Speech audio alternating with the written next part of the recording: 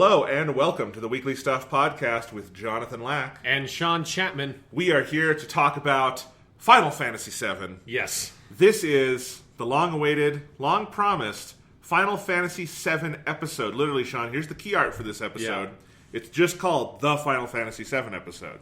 Yes. Because we are talking about the Final Fantasy VII Remake. We've both played it. We've both beat it. I know we probably should have done this way back in March, but we're finally going to review that for you guys. But we're also going to talk about and review the original PlayStation 1 game. Yeah.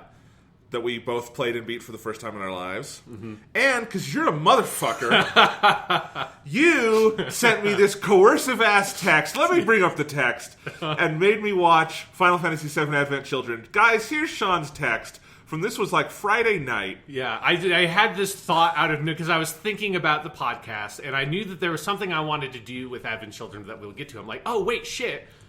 I never told Jonathan that he should watch Advent Children, so I should send him a text message. I mean, specifically, you told me not to because you gave your review and said it was one of the worst things you'd ever watched in your life. Yes. So anyway, Sean, I'm sitting here. It says at 7:05 p.m. when you send this. I'm playing Ghost of Tsushima. I'm having a great time. I'm cutting down people. I'm like, this is great. What could ruin my evening?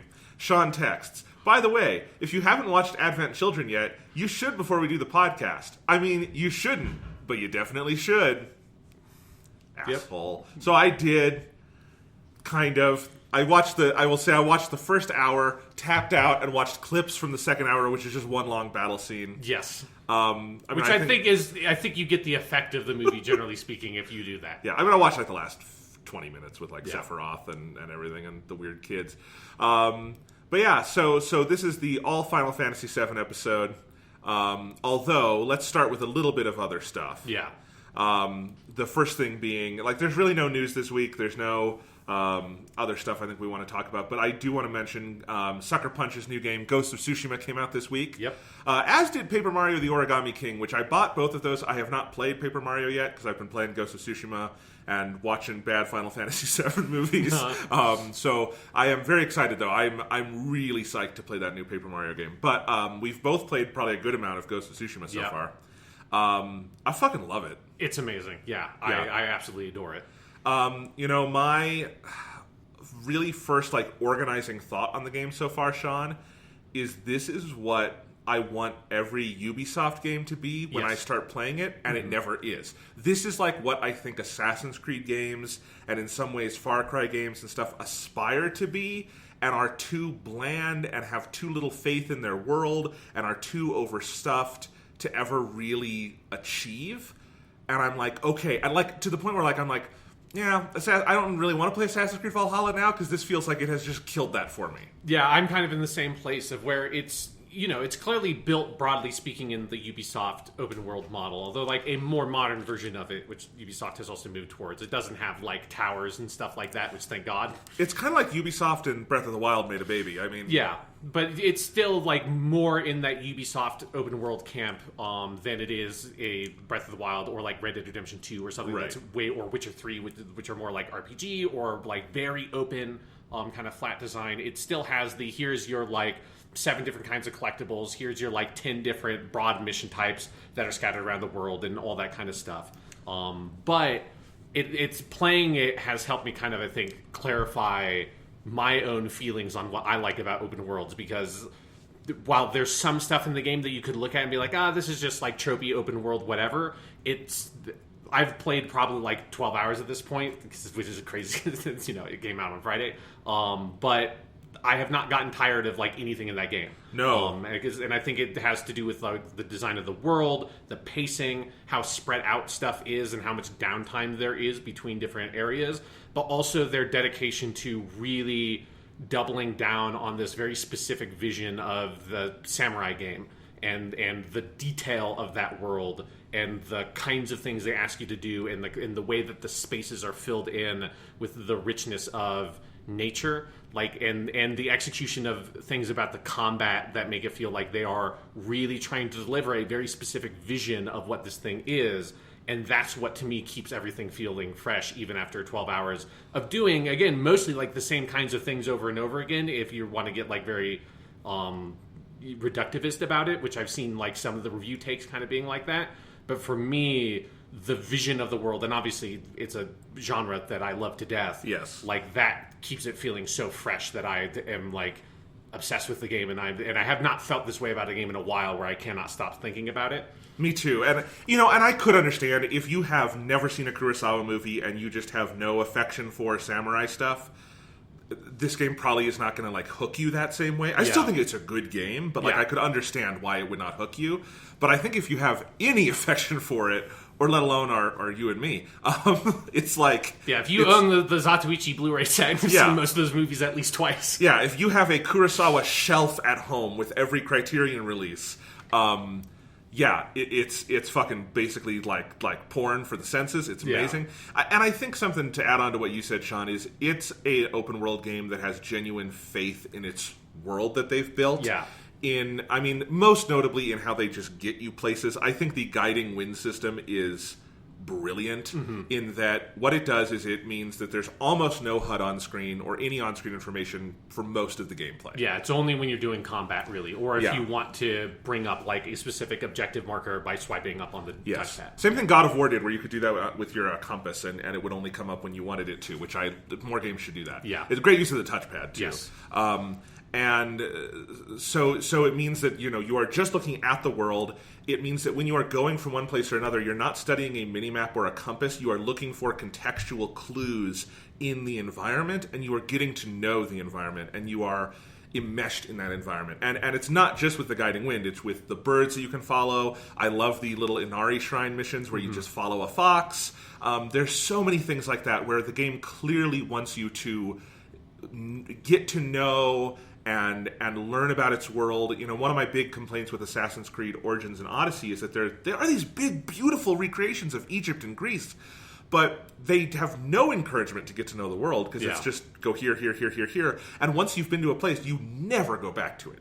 You are just moving, and it all kind of becomes the same. And I've already, recrossed my paths in Tsushima a ton, and I'm getting to know the layout of the land, which I would describe as a very like Breath of the Wild, Witcher 3 kind of thing that is a big innovation this generation in open world games for me. So all of that, combined with like, good God, they did their fucking homework. Because I've seen, like Japanese critics are actually really loving this game because this is an American studio that did the fucking research, did the work, put in the time. You just look at the Japanese voice cast of this game, where you've got Kazuya Takai and Kape Yamaguchi and Akio Otsuka and Shigeru Chiba, and like they did their fucking homework. Yes, and they give you a healthy dose of Akio Otsuka right at the beginning of the game, playing his like best sort of like typecast kind of role, which is the samurai general. That is just like fucking the coolest dude on the fucking planet. Anytime he says something, I'm like, I know that like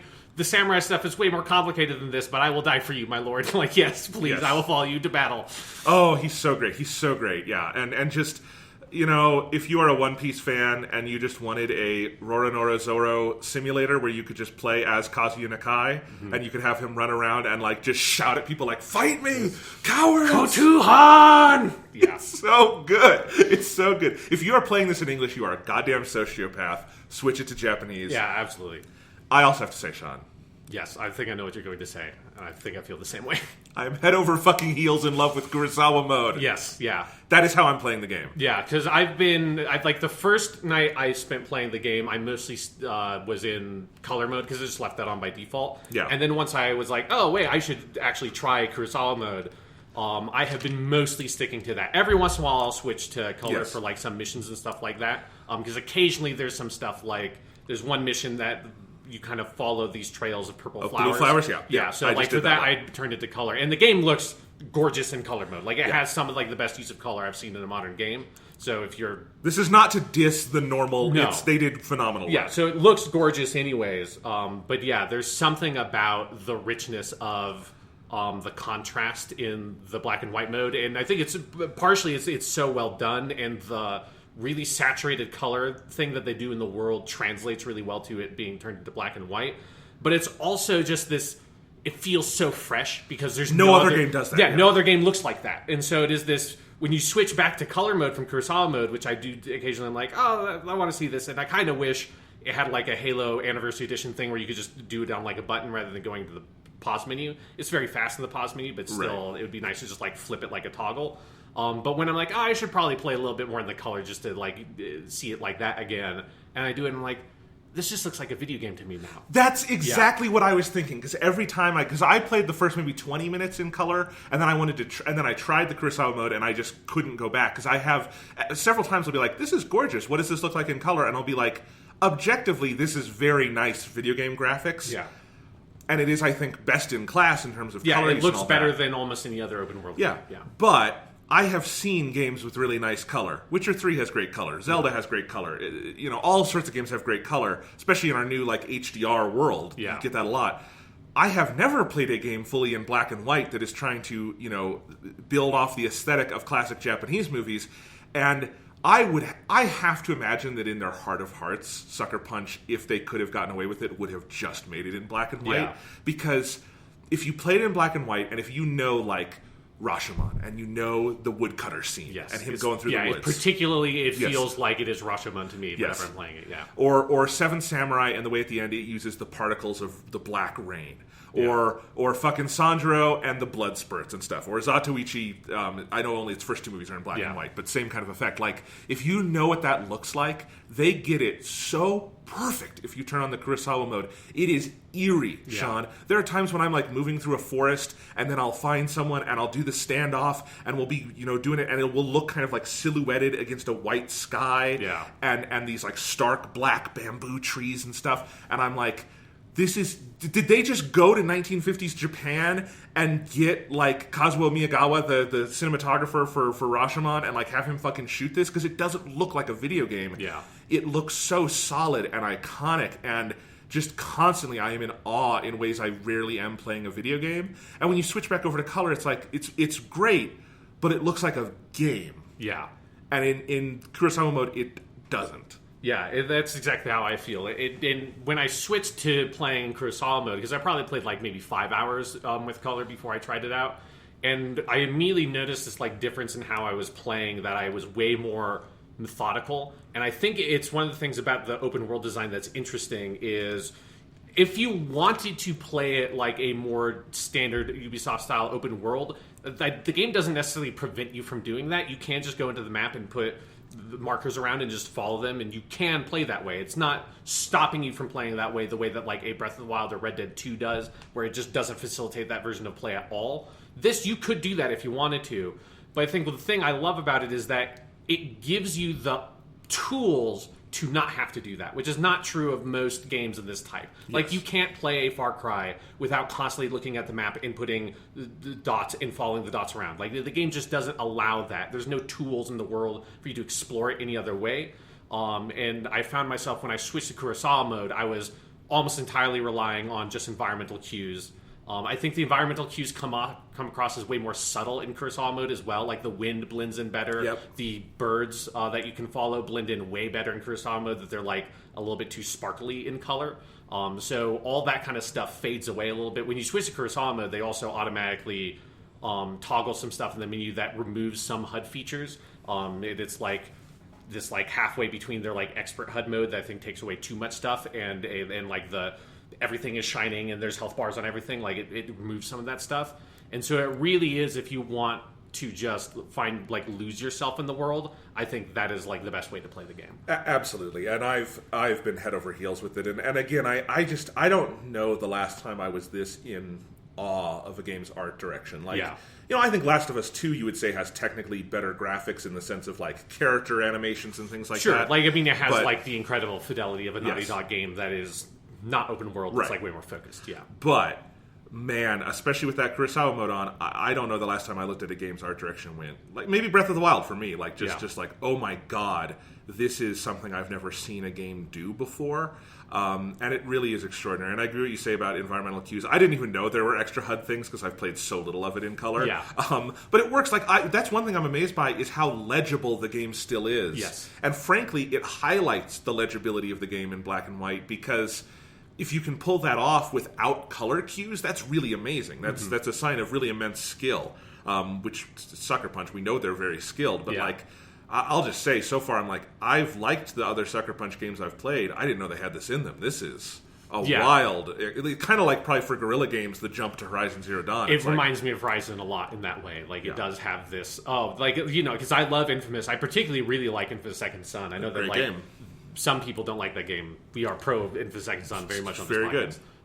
Very good. But this feels like they are removed from the shackles of the expectation of a specific franchise and got to choose basically whatever they wanted to do, and they chose this, and then they worked on it for like 5 or 6 years, and it is fucking amazing. Yeah. So we will have much, much more to say about that game. It is, if this is the PS4's swan song, what a hell of a way to go out. Yes. And really, like, to me, defines so much of the PS4 first-party experience, which is big fucking artistic swings that you can't get without, like, a big console manufacturer. Like honestly, kind of more of a Nintendo model than American, like, or not American. Sony's not American, but you know what I mean. Like these just big artistic swings that you don't typically get from first party this way. Yeah, and it being this first party Sony game also then allows it to be this big single player open world game that has no hint anywhere of any kind of microtransaction-y service game stuff, which, you know, like.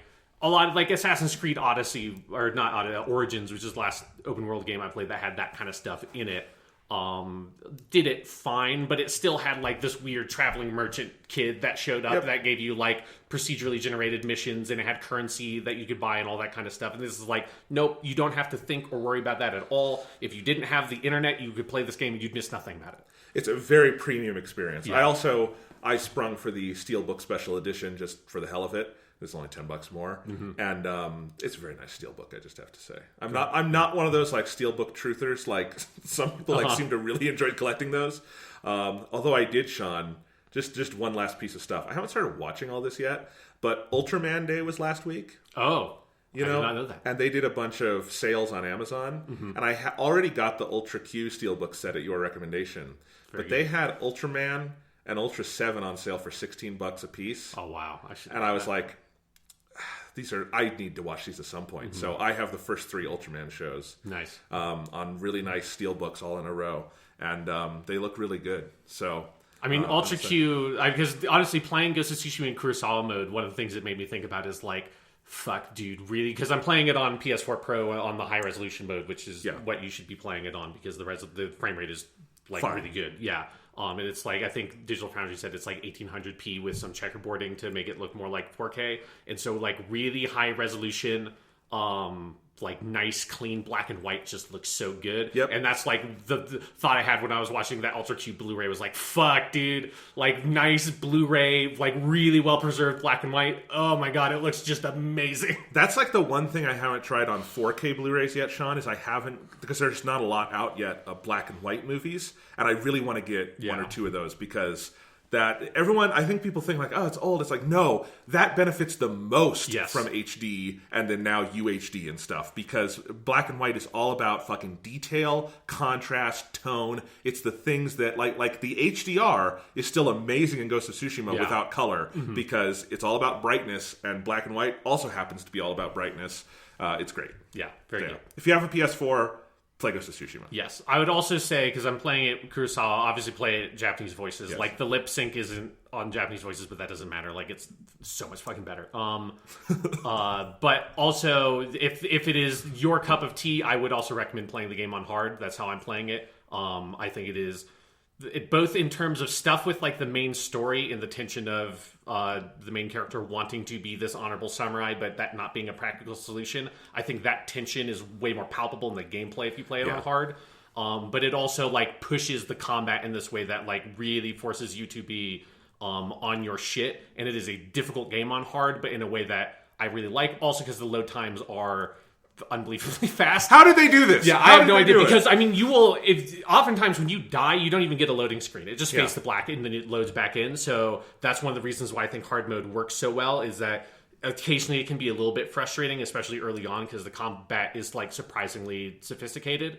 And so while I was like learning it, I was dying a lot. But when you die, you just come back immediately. So that penalty is not really there for hard mode. And I think it makes the game like substantially more fun to play for me. Yeah, I started on normal, and I got to a point yesterday, which is only the second day I've been playing it, but yesterday where, like, I've played Sekiro, I'm good at a parry system now, I kind of get how this kind of thing works, and I realized I'm just tearing through these motherfuckers. I did like, there's I don't know if you've done this yet because the game is so out of sequence, but there's this thing with the Straw Hat crew. Yeah, I just did that last night. Yeah. Which I love that is fucking Zoro from One Piece is the dude, and it's the Straw Hat crew. I wish at one point Mayumi Tanaka was playing someone just to... Maybe she is. Yeah. We don't know. Yeah, who knows? There's a lot of this game we have not seen. You're playing with the Mugiwara crew, and anyway, there's this thing where you are down at the beach, and there's this lighthouse and this whole thing, and I took this weird circuitous route to get to them because you're supposed to meet them in a cemetery, but I went through the whole beach that you're supposed to in that mission, and I cleared that all out before I even met up with them,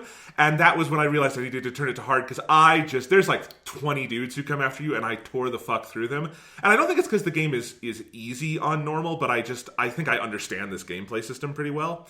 And so I'm like, okay, I'm going to boost this up to hard, and I do think it's more fun because this is the rare game with a lot of skill trees where I don't actively resent the number of skill trees because I think there's actually useful stuff that every skill feels useful to me. Like every time I get a skill, I'm like, oh, thank God. It is the inverse opposite of Final Fantasy VII Remake, where the skill tree is utterly superfluous.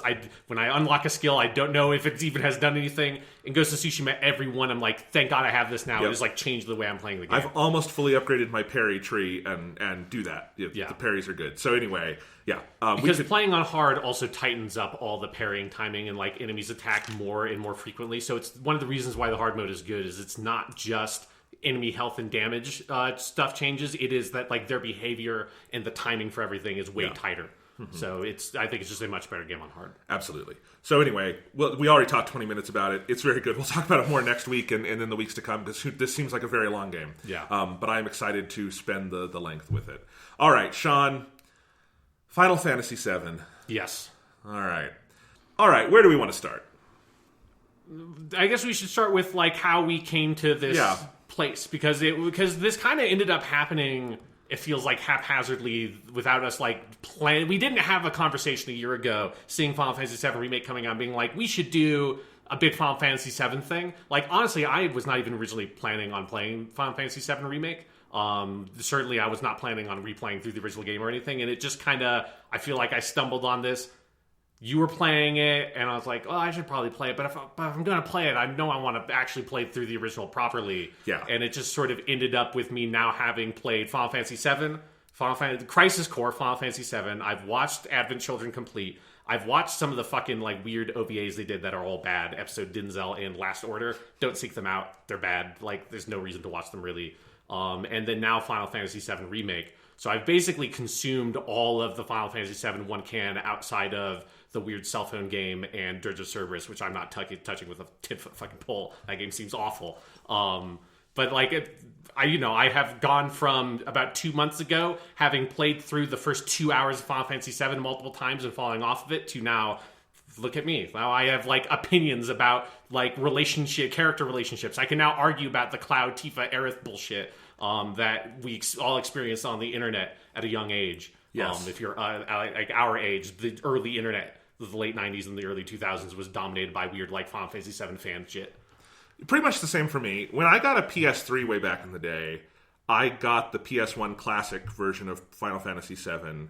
And on my PS3 and then later on my Vita, I had tried playing through it several times, and I would always like get through Midgar, and I'd find it, and I would love it. The music is great. The characters are all the things that are like just unambiguously good about Final Fantasy VII struck me as unambiguously good. Yeah. And for whatever reason, and I do think now that I've played the whole thing, it's because the section right after Midgar is the worst part of Final Fantasy VII. Yes. I would fall off before getting to the best parts of Final Fantasy VII. And also like playing the original PS1 code. The game, we've talked about this before, we don't need to fully relitigate it, but the game is very slow. Yes, so playing the re-released version on PC, PS4, Xbox One, Switch that has the 3 times boost is, for me at least, and for you, it seems necessary to experience that game in very modern necessary. times. Yes, absolutely. Like, almost it would be easier now for me to go play the PS1 class, because I at least know what's coming. Yes. Although I would also be frustrated not being able to do ×3 speed. Yeah, and you have to, like, move at half a mile an hour on the buggy. Yes. Buggy, like, moves, the open, like, everything in that game just moves too slow. It's very slow. It's one of the first CD games. That's how it worked back then, Yeah. but it's still excessively slow.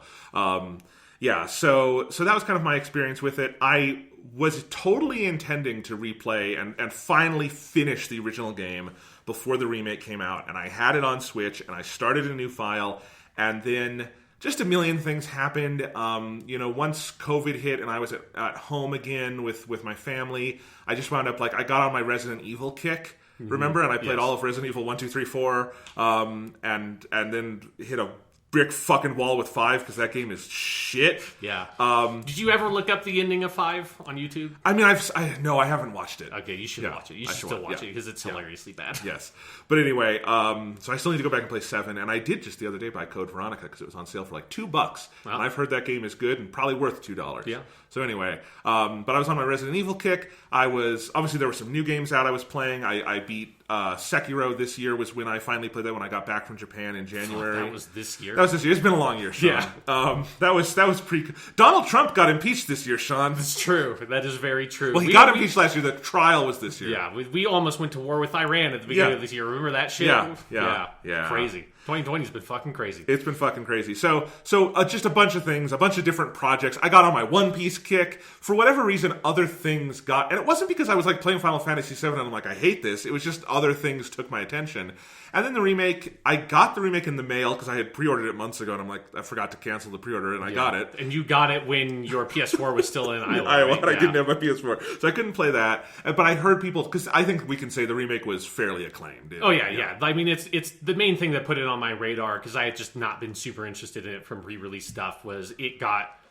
I think overhyped. I think it is over-acclaimed, but people really, really like it. Yes. So anyway, when I got my PS4, I finally started playing it because I knew it was the Midgar section, and I've played that section 5 times, so I know that part of the story very well.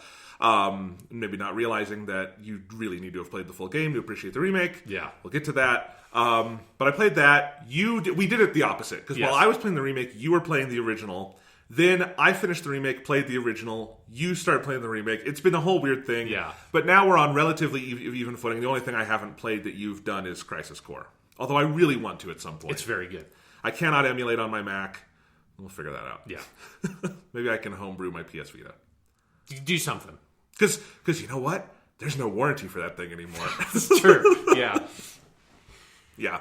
You can't break warranty on a dead console. Exactly. All right. So that's kind of our different diverging paths to it.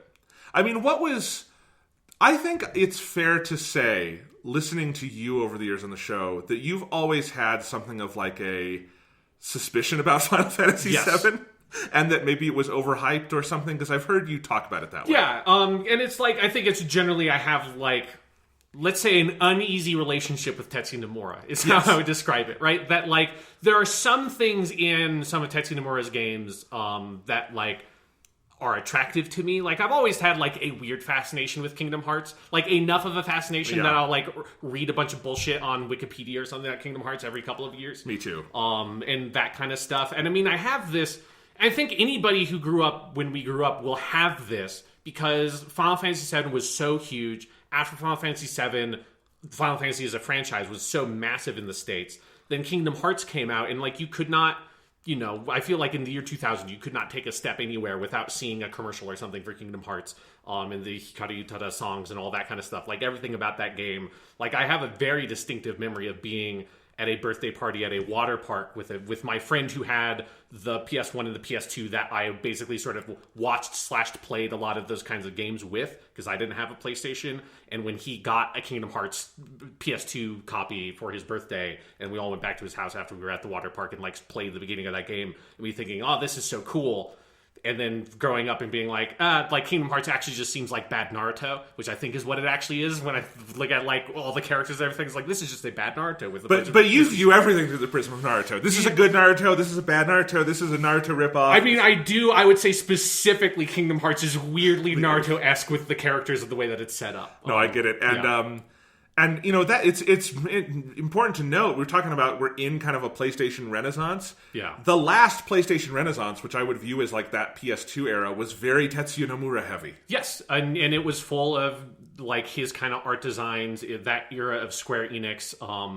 And I think one of the reasons why I'm have always been weirdly suspicious about Final Fantasy VII is that Tetsuya Nomura thing. I always have JRPGs, I think, is such like is a genre with very high highs and very low lows to me. And they're like, I've played some JRPGs that have bored me to absolute fucking death and to tears. And then some of my favorite games of all time, like the Personas, Dragon Quest, like those games are utterly phenomenal. And Final Fantasy as a franchise, to me, has like straddled that in a way that other JRPG franchises I have engaged with are usually on like one side of the line or the other. And Final Fantasy is like the original Final Fantasy, Final Fantasy IV, Final Fantasy VI, which I've never gotten super far into 6, but when I play, it's like those games are fucking awesome.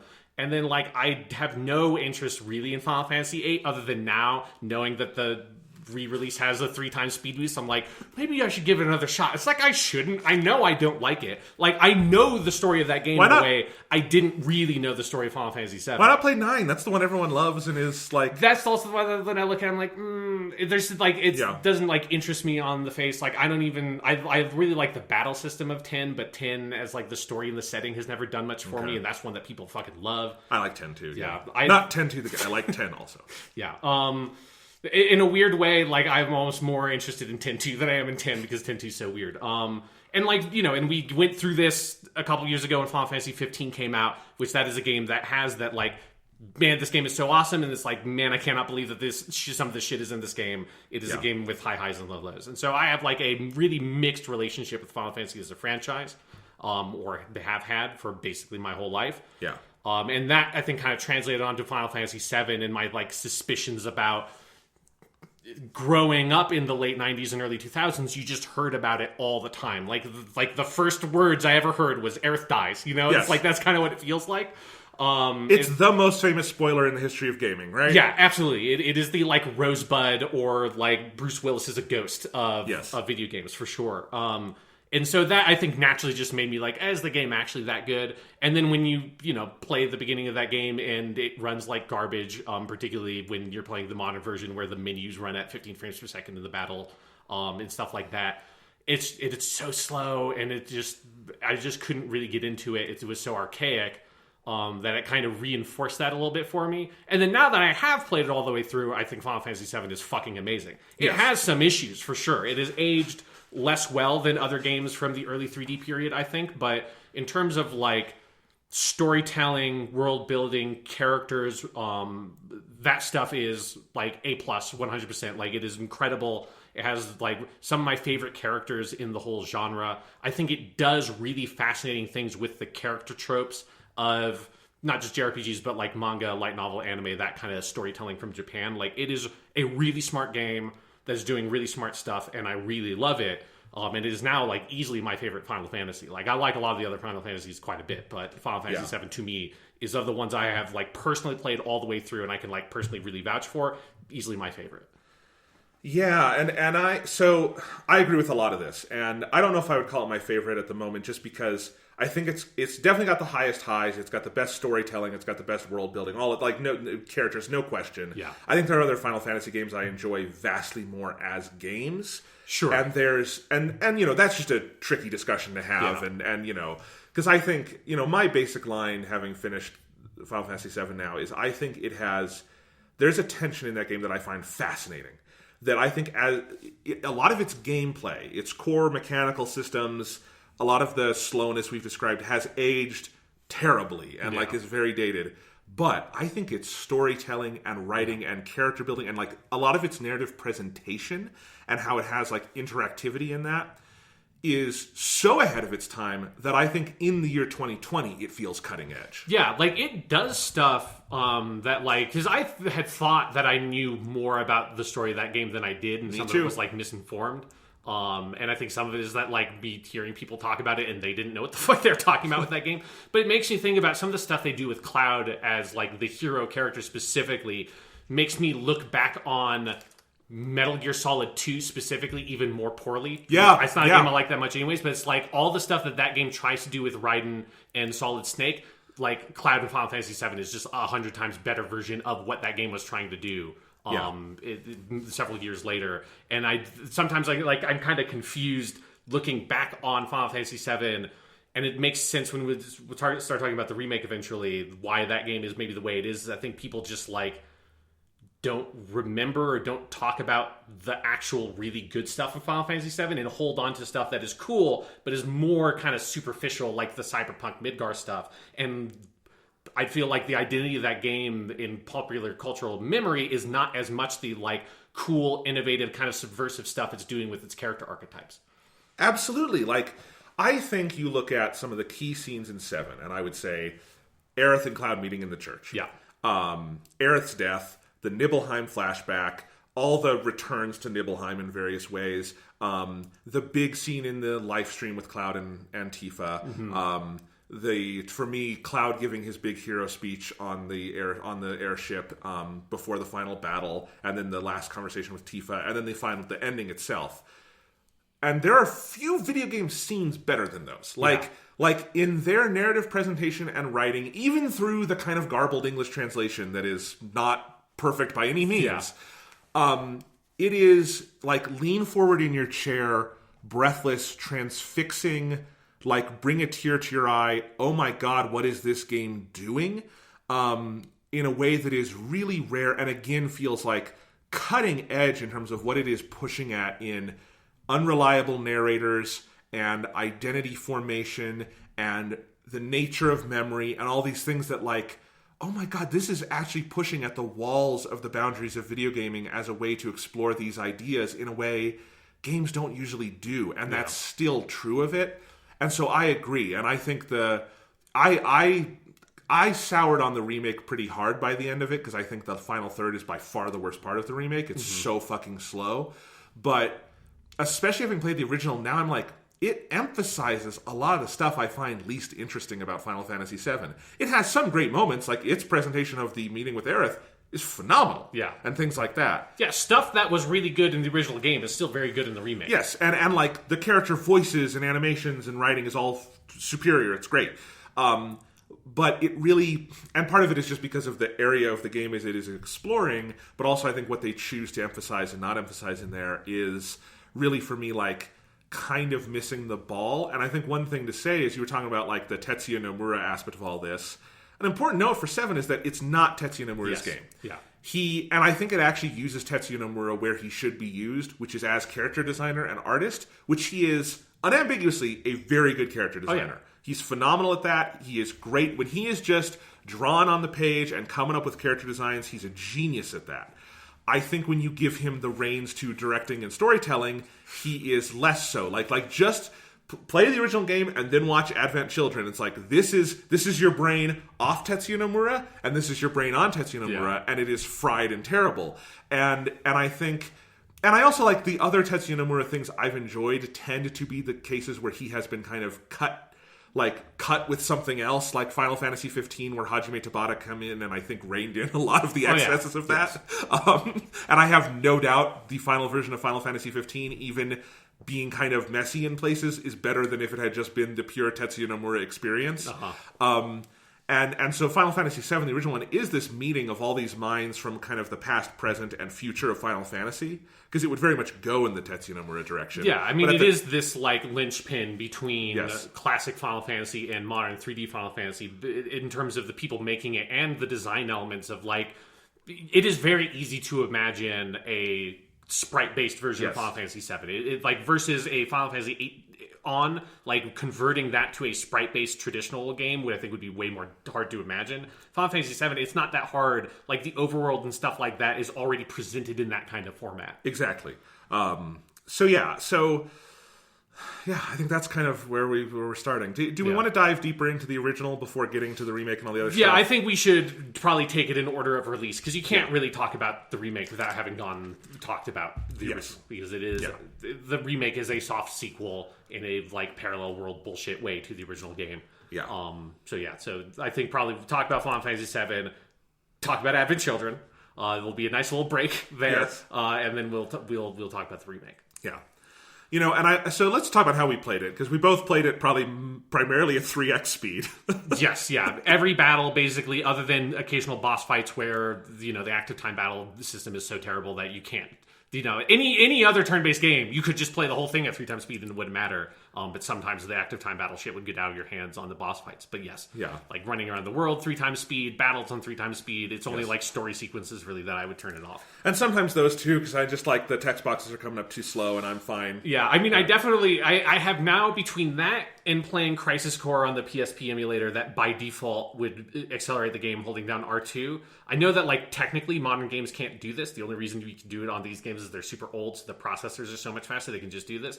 But every game should just have a fast forward button. It's so nice because you just have like, you get the full impression of what they're trying to communicate with this animation or whatever it is being slow. But like the number of times in Final Fantasy VII Remake where I had to slowly sit Cloud's ass down on that fucking bench and it fade to black and him standing up, it's like 5 seconds. But what if it was 1 second long and it's just like, and like every game should just have, and they should put like a VCR style fast forward filter on it and just and speed things up. You should just be able to do that at will. Because I feel like between Final Fantasy VII and Crisis Core, I became a pro at finding the little pieces where I'm like I'm just going to accelerate this for 3 times speed for like half a second, then turn it off. Yes. Just get the dialogue balloon to pop up, have this character walk over there faster because they walk so slow. But I feel like I'm still experiencing the ambiance of the story while spending maybe cutting out like 6 hours or something of the game just in like walking between dialogue balloons. It really spoils you, doesn't it? Yes, it does. And particularly for like old PS1 games, if that PS1 classic Sony made that was a total flop and was a piece of shit, if it had all its existing flaws but had a dedicated 3x speed button for every game in that collection, I would have bought like 5 of them. Yeah. That and like given them to friends. Like, because that would be, I would love playing Metal Gear that way. I'll tell you right now. Yeah. That'd be great. But yes, anyway. That game would be like 3 hours long. Yes, it would. And I want to say, I beat Final Fantasy VII very quickly. Yeah, if you don't do the side stuff, which I did almost none of it, I did like, I got all the characters because I wanted to get Vincent. I don't know why. Now that after I had him in the party, I'm like, I'm never going to use you. I don't really know why I wanted you so bad. You don't see, every dialogue balloon you have in the game is just ellipses. I don't know why you're here, but Yuffie is important to get though because she has one of the best scenes near the end of the game with Cloud, and it is optional, but you have to get her. It's great. Yuffie's great. Yuffie also small role in Crisis Core, but like little 10-year-old Yuffie is very good as well. But So and I'll just say, I don't know how you played it. I also, and this was partially a time crunch thing because I had to get it done before we recorded this episode. So I did not engage with the battle system that much. I mean, I did a lot of battles, but there is the cheats in Final Fantasy VII, the modern PC version that's also on all the consoles, is left stick is ×3, right stick is like this limit break mode where it just gives you infinite limit breaks and heals you. Yeah, so it's just basically it is anyone can do any combat sequence, you will just win. Yes, exactly. And then you can also cancel random encounters, which I did a couple times while trying to figure out where the fuck on this old smeary JPEG do I go? Because even with the like pointers on, sometimes it's confusing. Yes, but anyway, so I did that limit break thing quite a bit, especially on boss battles, just because like I just want to get through this. And like I do one day want to go back and like actually engage with the system a little bit more, because I will say I find the ATB side of it very annoying, and I think the limitation of only 3 characters in a battle is dumb because you have such a cool party. I wish you could have 4. Yeah, but I do think like part of it is for me. I just give me a turn-based JRPG battle system, even if it's shit. I will enjoy it. It's just something I like, and I think the Final Fantasy VII one is near the bottom of JRPG battle systems for me. I still just.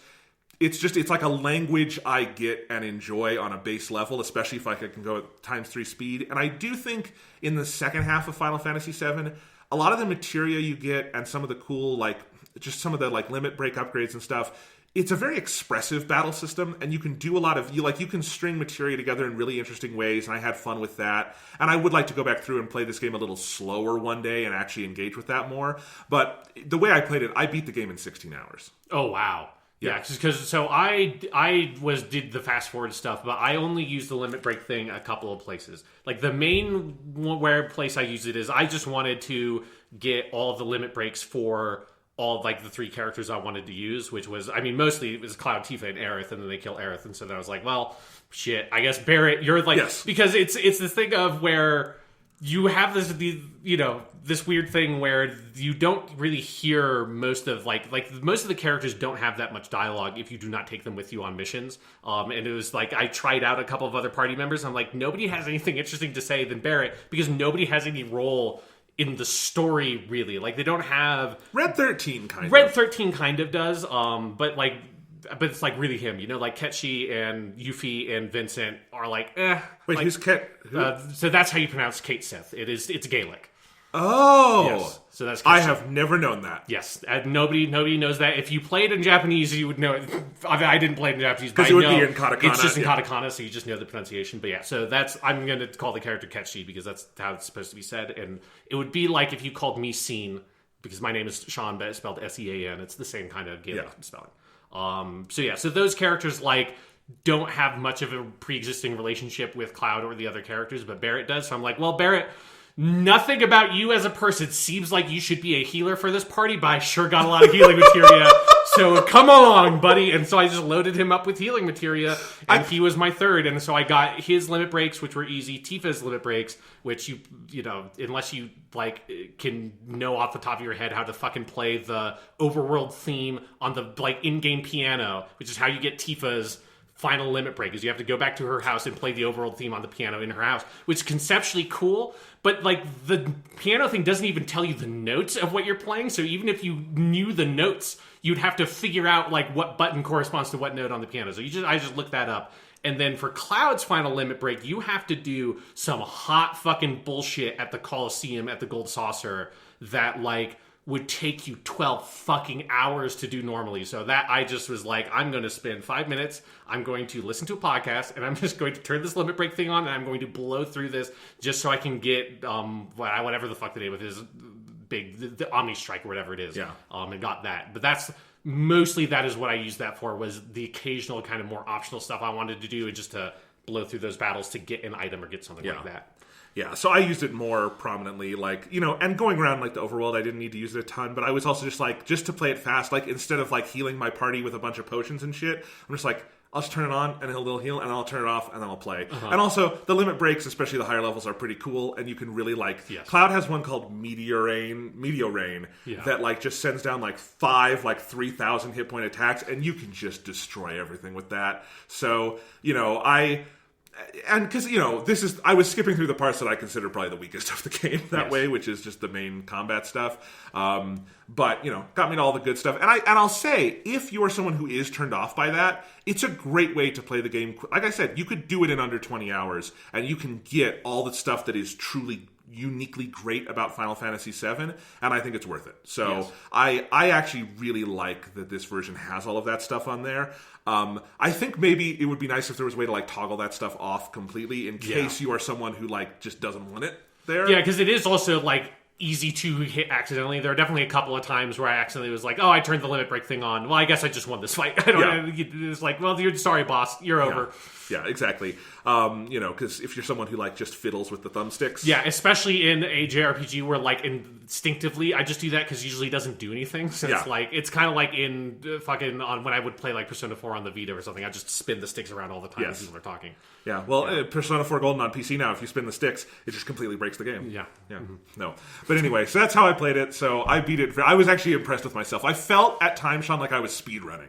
Because I was just blowing through this fucking game. Yeah, because my playtime was probably more in the range of 25-ish hours, I would say, which is still faster than you could play the game normally if you didn't have the speed up stuff. Yeah, so, and there's plenty of side stuff to do if you want to in this game. You could go and you can fight all the weapon things, you can go get, all the summons and do chocobo races. There's a lot of side shit, and most of it seems bad. I wouldn't want to do it, but I do understand why it would have been something that probably helped make the game popular in 1997. If this was kind of the scope of a game like this would have been kind of new at the time, and it is a really cool world. And if you are back then, we didn't have as many games. If you're a kid, you probably had that one game for 6 months. And every game on the PS1 is slow. You know, any game that's not an action game is going to be very slow on the PS1. And so for them, some of that stuff that now annoys us would have just been, look at how, they would have been impressed by the way the summon animations looked versus me. I'm this is nice to see once, but holy shit, even going at 3 times speed, it's too long. what the fuck were these people thinking? They are good summon animations, though. I love the progression of the different Bahamut summons. You have him, you have Neo Bahamut, and then you have Bahamut Zero, I think. Yes. And all those were always on Barrett for me for whatever reason. And he always was summoning Bahamut and looked very cool. But yes. Yeah, I like the number of times I destroyed the entire planet with a dragon space laser, and then it zooms in and it does like 3,000 damage, and the thing lived. I'm like, oh, what? Or when Sephiroth destroys the entire solar system at the end of the game. Yes. You're like, I guess that just happened. I don't know. Yeah. Well, it's so. Where do we want to start with the story and stuff? Because that's kind of the core here, right? Yeah. I think you and I have said several times now that this has the best cast of any Final Fantasy game that we've played substantially of. I know nothing about 12, so I'm not going to make that claim, although I don't think anyone would argue that 12 has better characters than 7. Yeah, to my knowledge. I know that like 12 has it's 12 is also I put 12 and 9 in the same Final Fantasy bucket. Yes. That it is those are the ones that broadly I don't think are really well liked, or the people that like them are like fucking crazy about them. Which means I really do want to play them at some point. But yeah, it's. But from what I know, I mean, I think people generally agree 7 has one of the best casts. And I'm surprised, even like after playing the remake and really falling in, because I think the remake does a great job with its characters. Yeah. Generally. Like, they're really well voiced in English or Japanese. They're really well animated. I think a lot of the little scenes they've added are really beautiful.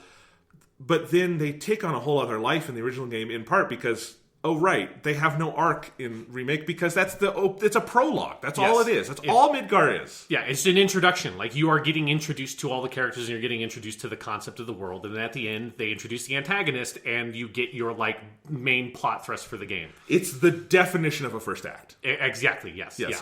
And it's a great first act. Like, that should be said. I think the Midgar section of Final Fantasy VII is fantastic. It's got some weird things here and there. Yeah, Wall Market... No. Yeah. Particularly in the way some of the shit the original does, particularly no. Yes. I think some of that is very much improved in the remake. Although it's also 7 hours of the game. Yeah. It's like Wall Market exists entirely both in the original and in the remake just so you can have more time where Cloud and Aerith are together, and it is the lamest excuse to keep those two characters together before they rejoin Avalanche. But Midgar is a very memorable setting. It's something I love about the original game is the pre-rendered backgrounds. Between that and having played the original Resident Evil this year, I am now very much a fan of pre-rendered backgrounds because I think you can do... Well, and I always have been, because I've always loved the Myst games, and I think there's just stuff you can do with them that's really special. It's kind of it's kind of the video game version of a matte painting. I know some video games, like Halo 3, literally uses matte paintings in some cutscenes, but it is the same. It has the same kind of dreamlike effect to me. That yes, I'm a huge fan of. Static JPEG style backgrounds. And sometimes they're tough to navigate, but I think in general 7 does them really beautifully. And honestly, in my heart of hearts, if you were ever to remake Final Fantasy VII, I would want something like the Resident Evil remake on GameCube, where you do kind of newer versions of those pre-rendered backgrounds, clean them up a little, probably fix the battle system. Yes. And maybe add voice acting for some scenes, and that would be all I would really want. But yes, but they still hold up beautifully. And Midgar has certainly some of the best ones because of they just get to go, hog wild with the cyberpunk thing, and it's really cool. And I think the character introductions are great. The characters come across so strongly. Meeting Aerith is such a powerful sequence. Everything at the Shinra HQ is funny and weird. That's one of the things that.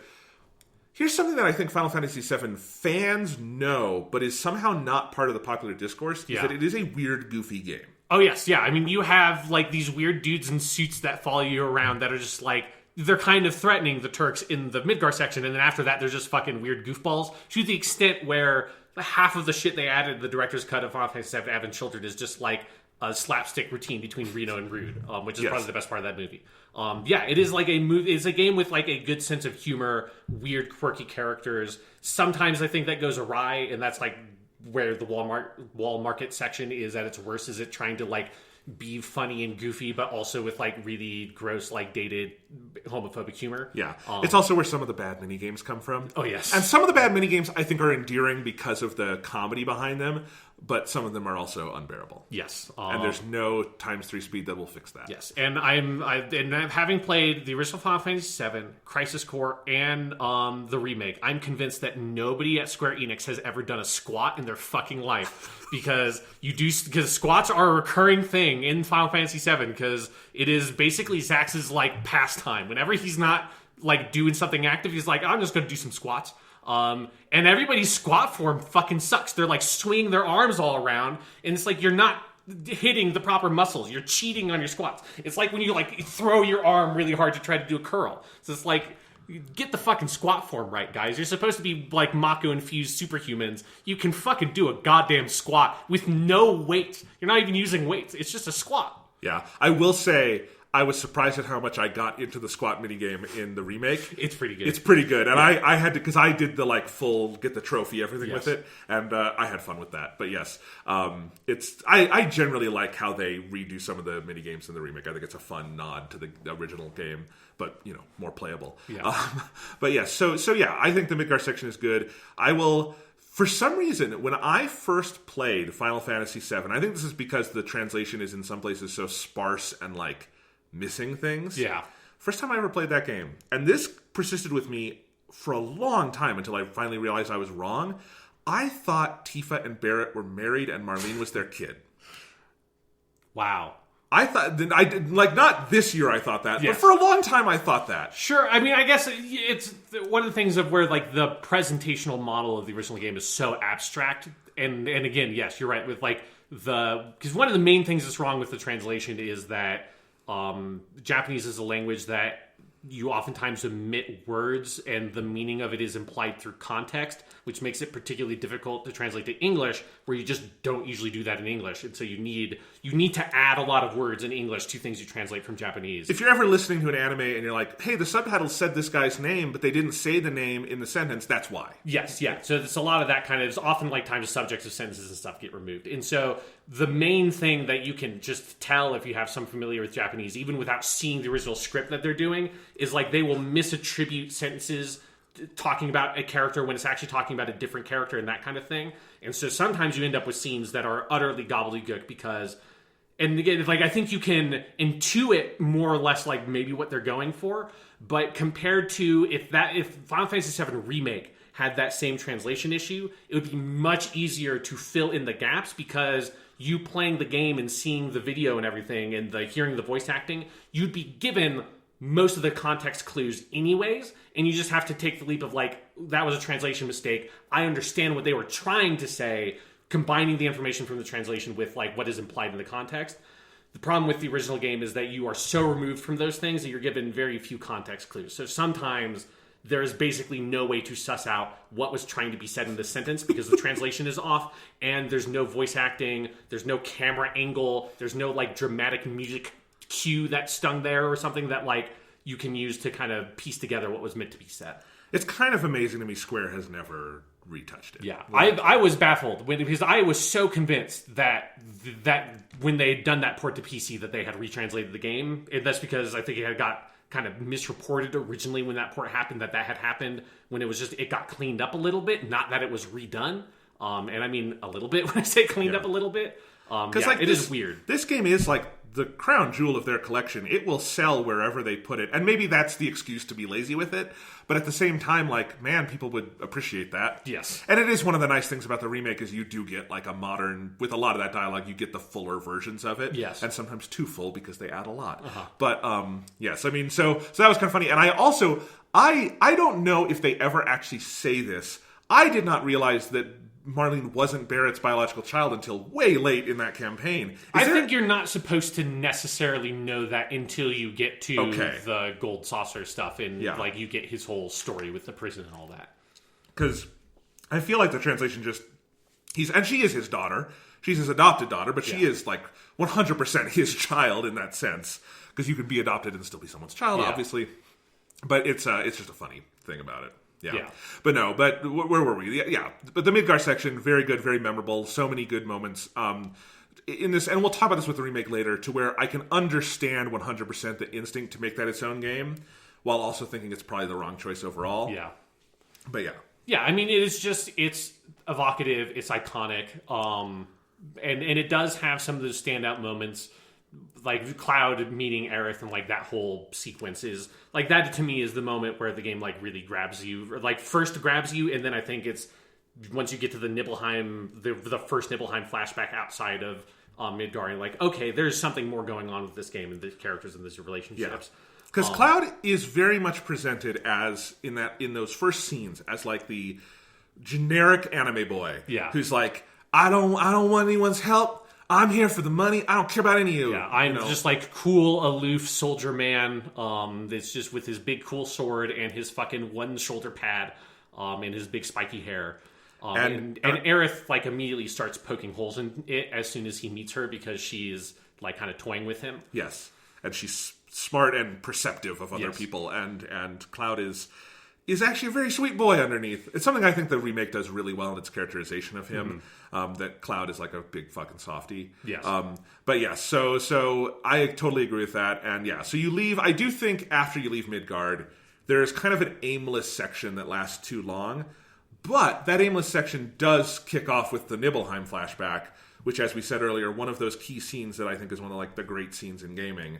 And just the idea of a playable flashback where you are actively being encouraged to play with the idea of narration and the limits of memory and gaps in memory, and characters like Barrett will appear in the flashback to ask a question. I don't know if I can point to anything in a more like quote-unquote sophisticated game, technologically speaking, that does something like that. And obviously this game does it several times afterwards. Yes, yeah. And it is that moment where you realize that it is not just sort of going to go through the standard JRPG story beats and like having the characters actively interrupt the flashback which you are playing. And it kind of reminds me of something that Uncharted 4 does, where the game, I think, intentionally... It tries to make the flashback really convincing to the player by having the player actually play it. So it makes it a little bit like you're, I think, less likely to suspect there's more going on in some spaces in that flashback when you are the one actively participating in creating it. And Uncharted 4 does that with the brother character and kind of try to build this sort of like belief in who he is and what in his backstory. And they do a similar thing in Final Fantasy VII. And it is just the immediate sense of mystery and mystique around this, because you can tell, particularly I think through like Tifa's responses and how Tifa's sort of remembering things slightly different than how Cloud is relaying it. You're getting the sense of like there's something weird going on here. The Nibelheim theme, which is just called Anxiety, which is good, is one of the best themes in the game, and it immediately has this really complex range of emotions of anxiety, the sense of something is wrong, while also infusing it with, by incorporating a little bit of Tifa's theme into it, a sense of home and like going back to home, and those really complex emotions at the heart of that, and everything stemming from what occurs at Nibelheim. And the whole game is you kind of piecing together what really happened, who Cloud actually is, what his backstory is, and like how that relates to Sephiroth. And that's like one of the things with the remake that is like weird, is you don't even get to that point, because that's also what Crisis Core is about. Like Crisis Core is about building up to the moment where Zax and Cloud and Sephiroth end up at Nibelheim, and that's the climactic set piece of that game. And so like the Nibelheim stuff is the like original sin, or it's like the inciting incident really of the Final Fantasy VII universe as it is. Absolutely. Let's take a step back here for a second, because you just mentioned the music, and I feel like I want to make sure that's not something we like say at the end. Oh, right, Final Fantasy VII has great music. It's not just that it has great music; it has one of the best soundtracks of all time. Yes, yeah. If we were to redo that top 10 soundtrack list, I would put it in my top 10. Yes, because you did originally. Yeah. And I have always liked it. But there's a difference between listening to it and liking it and playing it and like experiencing how it's used in the game. And I think honestly, why it was on there is from the times I've played this and gotten to Nibelheim, and it's not even that that's my favorite theme in the game, but it's how you see it contextually used. And I just don't think... I think there's one other video game on the planet where I would say the score is as integral to its artistic success, and that is Nier Automata. Mm-hmm. And because those are the two games I could identify where if you took away the score, I don't think there's a game. Yes. And that's not to criticize either one. Like, obviously think Nier Automata has better gameplay than Final Fantasy VII, but I just think you take away those scores, the whole thing fucking collapses. Whereas, even something where I adore the score to death, like Persona, I cannot imagine Persona without the score, but if you forced me to play it on mute, there's still a lot of stuff to enjoy there. Whereas I feel like if you took that out of like an FF7 or a Nier Automata, I'm sorry, it's too much. The scaffolding of the game is built on it. Yeah. In a way most things are not, and it's very unique in that fashion. Not to say, and I'm not saying other music is expendable. Other music does so much to, like, again, Persona is unimaginable without it, but I don't think it is quite to the same degree of, like, though it builds character and emotions and theme purely through that music, especially, and I think in the case of Final Fantasy VII, why this matters is because it has so few other tools. Yes. You know, it is synthesized music, blocky-ass polygons, and blurry JPEGs. That's what they've got. And the music does, I think, most of the heavy lifting. Yeah, and that's one of those things about thinking of it as it is, you know, that transitionary Final Fantasy from classic sprite-based to the full 3D games, where this is, like, sort of in between those. And, like, the music being one of the primary means of communicating mood and tone and story is true of classic JRPGs. Because yes. I would say what you said, Jonathan, I think that is true of any of the old, like, pre-7 Final Fantasies. I think it is true of the old Dragon Quest. Like, sure. One of the main reasons why I enjoy Dragon Quest 1 as much as I do is it is fun to walk around that world and hear that overworld theme, which is one of the best overworld themes in video games, because you are just completely submerged in the music, because there's nothing else grabbing your attention. Well, actually, and you know what? I would agree with this, and I would say for Dragon Quest, that remains true onto today, because it has, I kind of describe it as like the silent movie aesthetic, where it's text and it's music, and there's not other layers of... There's a couple sound effects, but there's not a ton of other layers of sound. Yeah, so the music, because, as you said, it doesn't have all these other tools. There's not, like, this huge dynamic camera that's, like, doing all these crazy cuts. There's no voice acting. There are very few sound effects that play in anything that's not a battle sequence.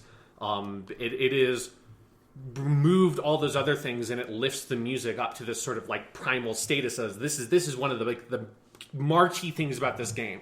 This is something that you have no choice but to focus on it a lot when you're playing it, and it's not something that fades into the background, and which is fine when music fades into the background, because most music in games, and it's true of, like, most music in movies and TV shows, is meant to be more in the background because you're supposed to hear the dialogue and the sound and all that other stuff.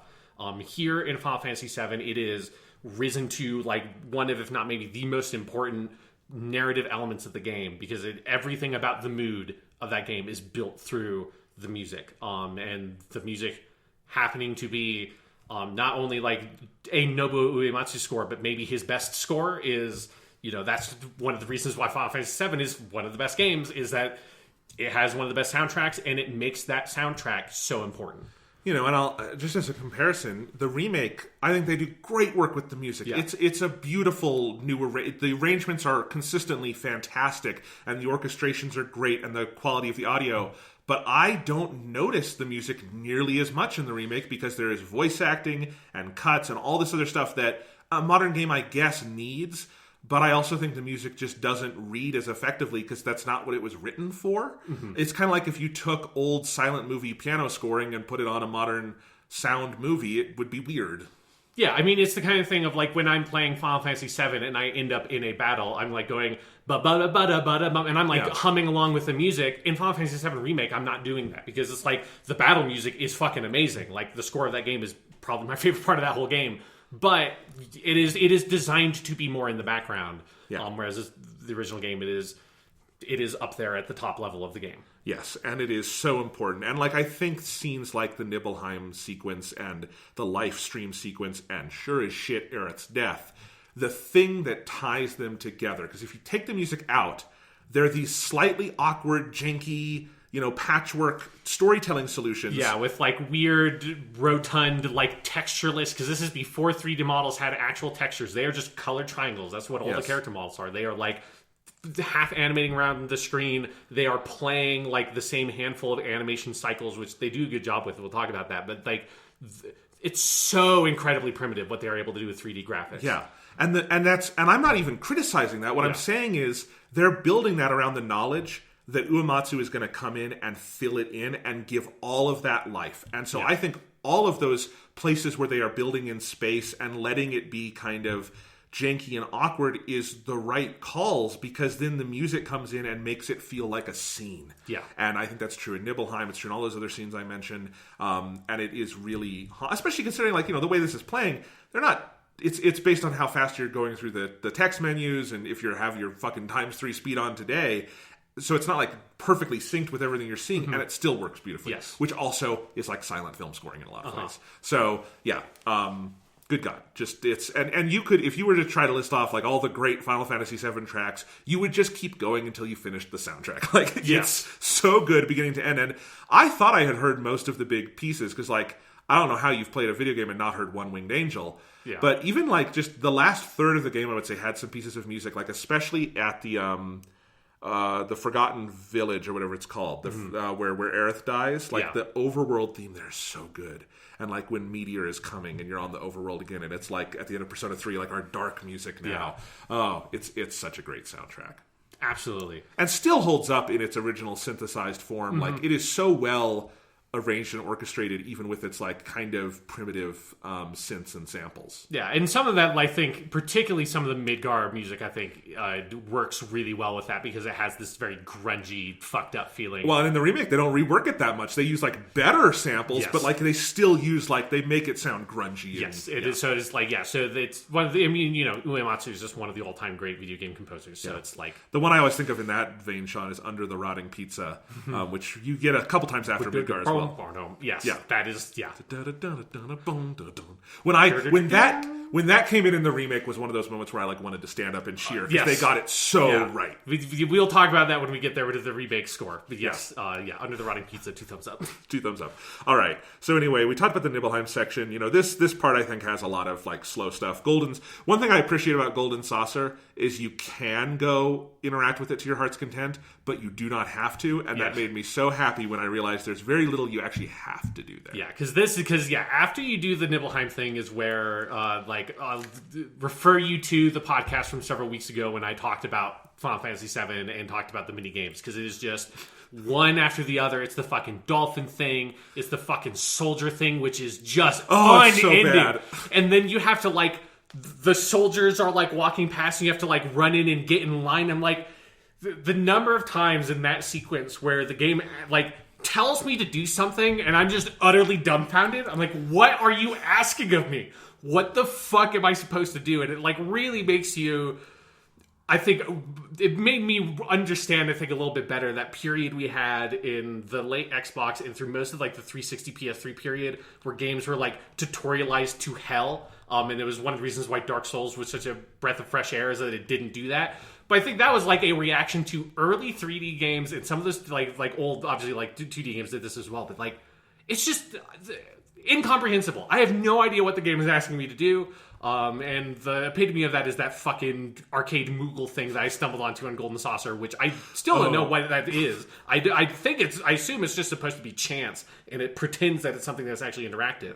But yeah, so there's a bunch of dumb mini games. There's like Chocobo Racing, which there's also like with the soldier thing. There's one thing I wanted to mention, which is figuring out where on the D-pad or joystick you are supposed to push Cloud to get him to move is frequently incomprehensible. It's not even like tank controls in Resident Evil where once you get to know it, like it is consistent.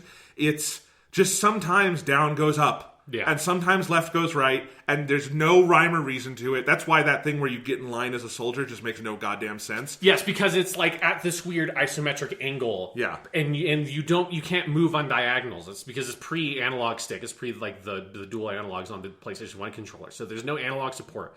So yeah, you can only move in like basically 4 directions. And you're like, well, I did find like if you're going to play the game, I think it's easier to just use the control stick because you can kind of brute force like move in a circle, and he'll go eventually. Yeah, he'll just like freak out and like turn every which way. I mostly controlled him with the control stick as well for the same reasons. Yeah, but man, it's because I think that PS1 Classic that Sony it had the pre-analog DualShocks, and so if you played Final Fantasy VII on that little box, you would have to do it with that. Oh man, can you imagine that with no ×3, no cheats, just a D-pad, the original kind of shitty split PS1 D-pad, no sticks? That would be hell. Yes, yeah. So the game, for all the things that we're praising about it, it has its issues. Yes. For fucking sure. And that is the area where, like, unfortunately for the game, it is, like, so concentrated right there. But then, for me, I think it's like, it starts getting better once you get, like, the prison and the stuff with Barrett, and you get some of his backstory, and that stuff's good. Where the game really kicks up to me is when you go to Cosmo Canyon. 100%. Yeah. Because my boy Red 13, yes. Nanaki, he is so great. And just seeing that character has depth that you weren't expecting, and has this whole community, and you get what's the dude, Bondelheim? What's his weird grandpa's name? I forget, yeah, it's something weird. And you go up to his observatory, and you get, I think, another one of those really evocative sequences. And Cosmo Canyon I love how its theme musically is an expansion of Red 13's theme. Yeah.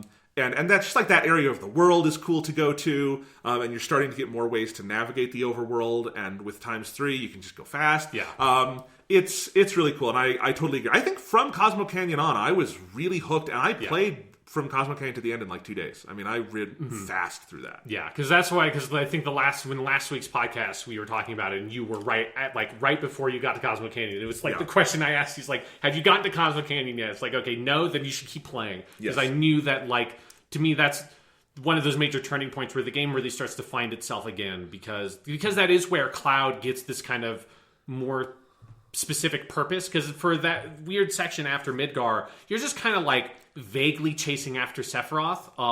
And I think it's one of the weaknesses of the game is I think it never kind of fully commits to Jenova and Sephiroth, and that side of it, I think it never kind of fully goes there. So you're just kind of vaguely chasing after Sephiroth.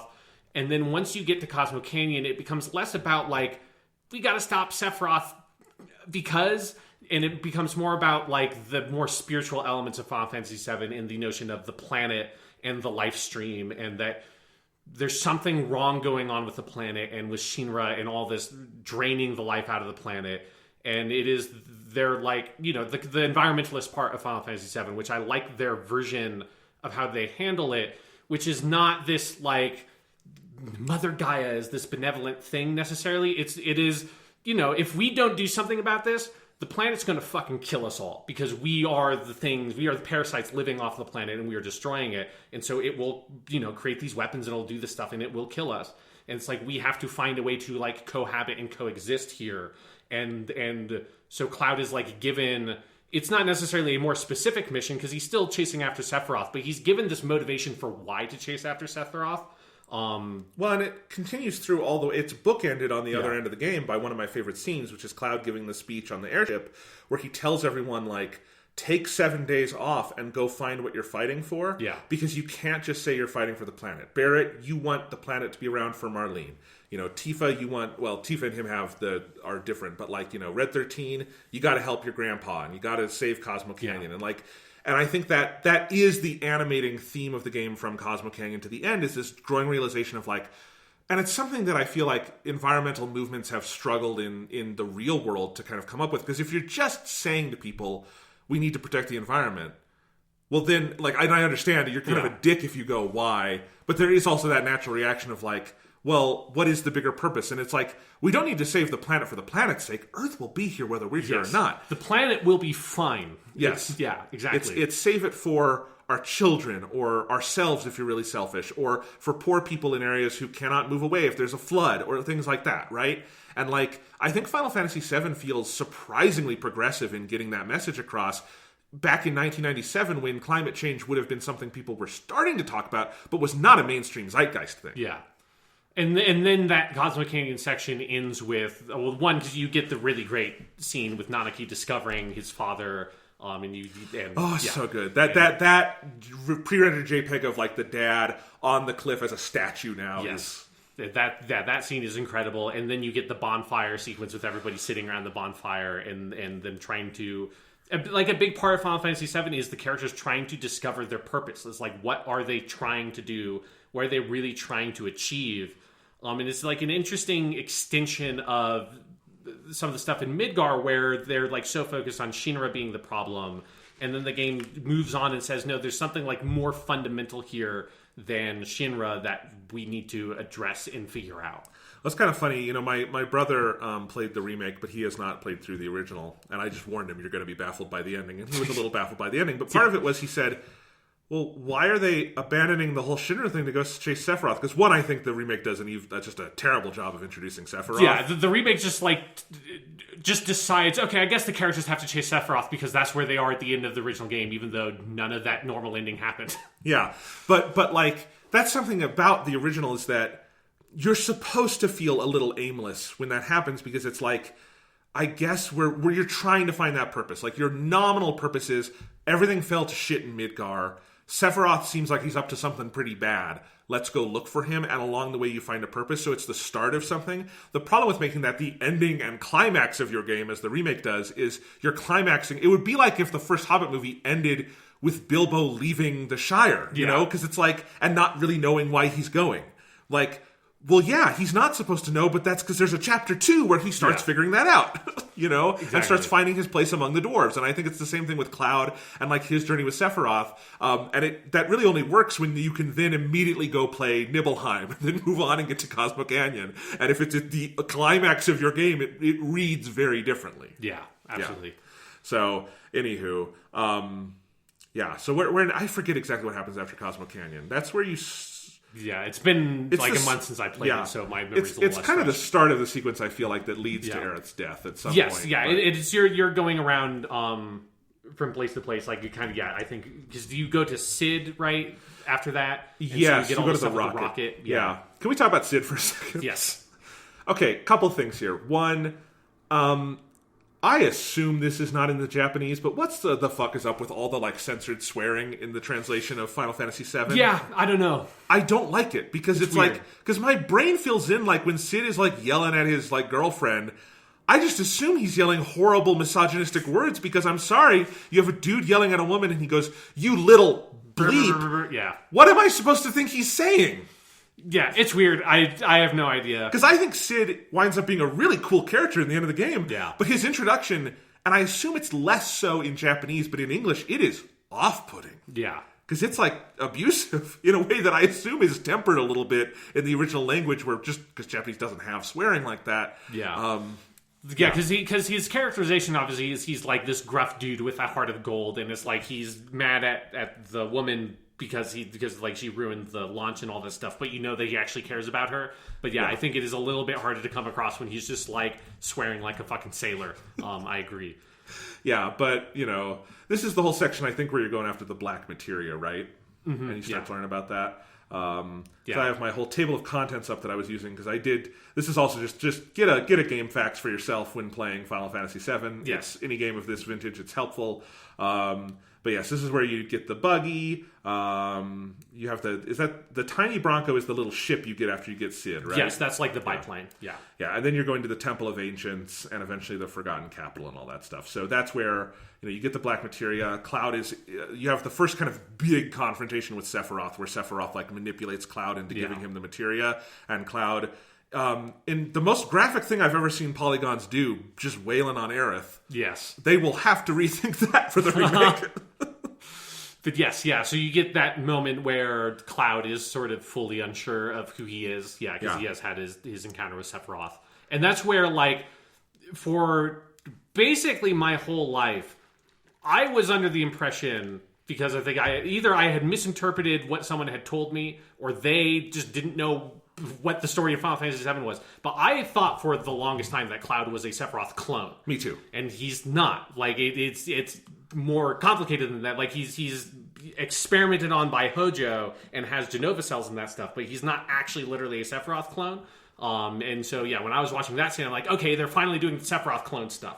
Because I remember the first time I talked about Final Fantasy VII on the podcast, I had said something like, there's stuff in this game I know happens outside of Aerith dying. Other spoilers I know, and they just haven't got around to revealing it. I'm kind of surprised.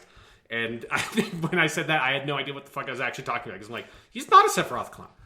Yep, and so that leads obviously to the Forgotten Capital, which I think is one of the coolest locations in the game. But then you get Aerith's death scene, and I wanted to hone in on that. And we don't have to go as linear after this, but this is the end of Disc 1. It's the kind of big midway point of the story. It's a little more than halfway through. Yeah, it's like 2/3. Because Discs 2 and 3 have so many movies, that's why they were split up that way. Yeah, and those also have like all the post-game stuff. But I was so curious about how I would feel coming into that scene, because I don't care if you've never touched a PlayStation in your life.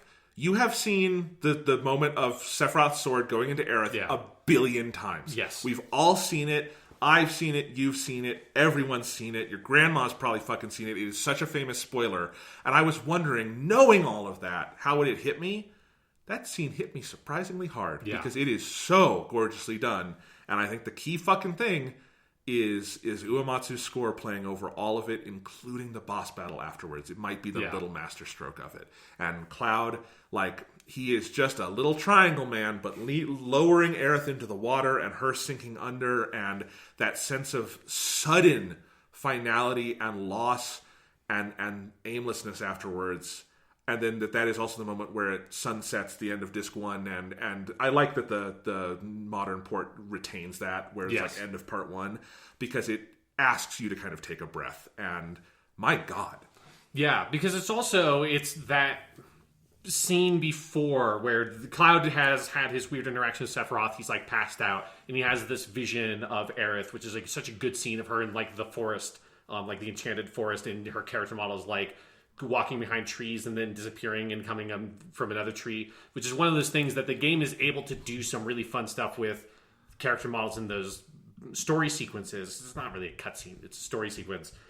Because the character models are so primitive, you can load them super fast, so they're able to play with that in a way that a modern game would have a harder time having a static camera angle and have the character model disappear and stuff. Well, and the way some of these sequences just load in all these different areas and switch between areas in a very dreamlike way that, like, the only modern game I've seen do something kind of like that is the Arkham games.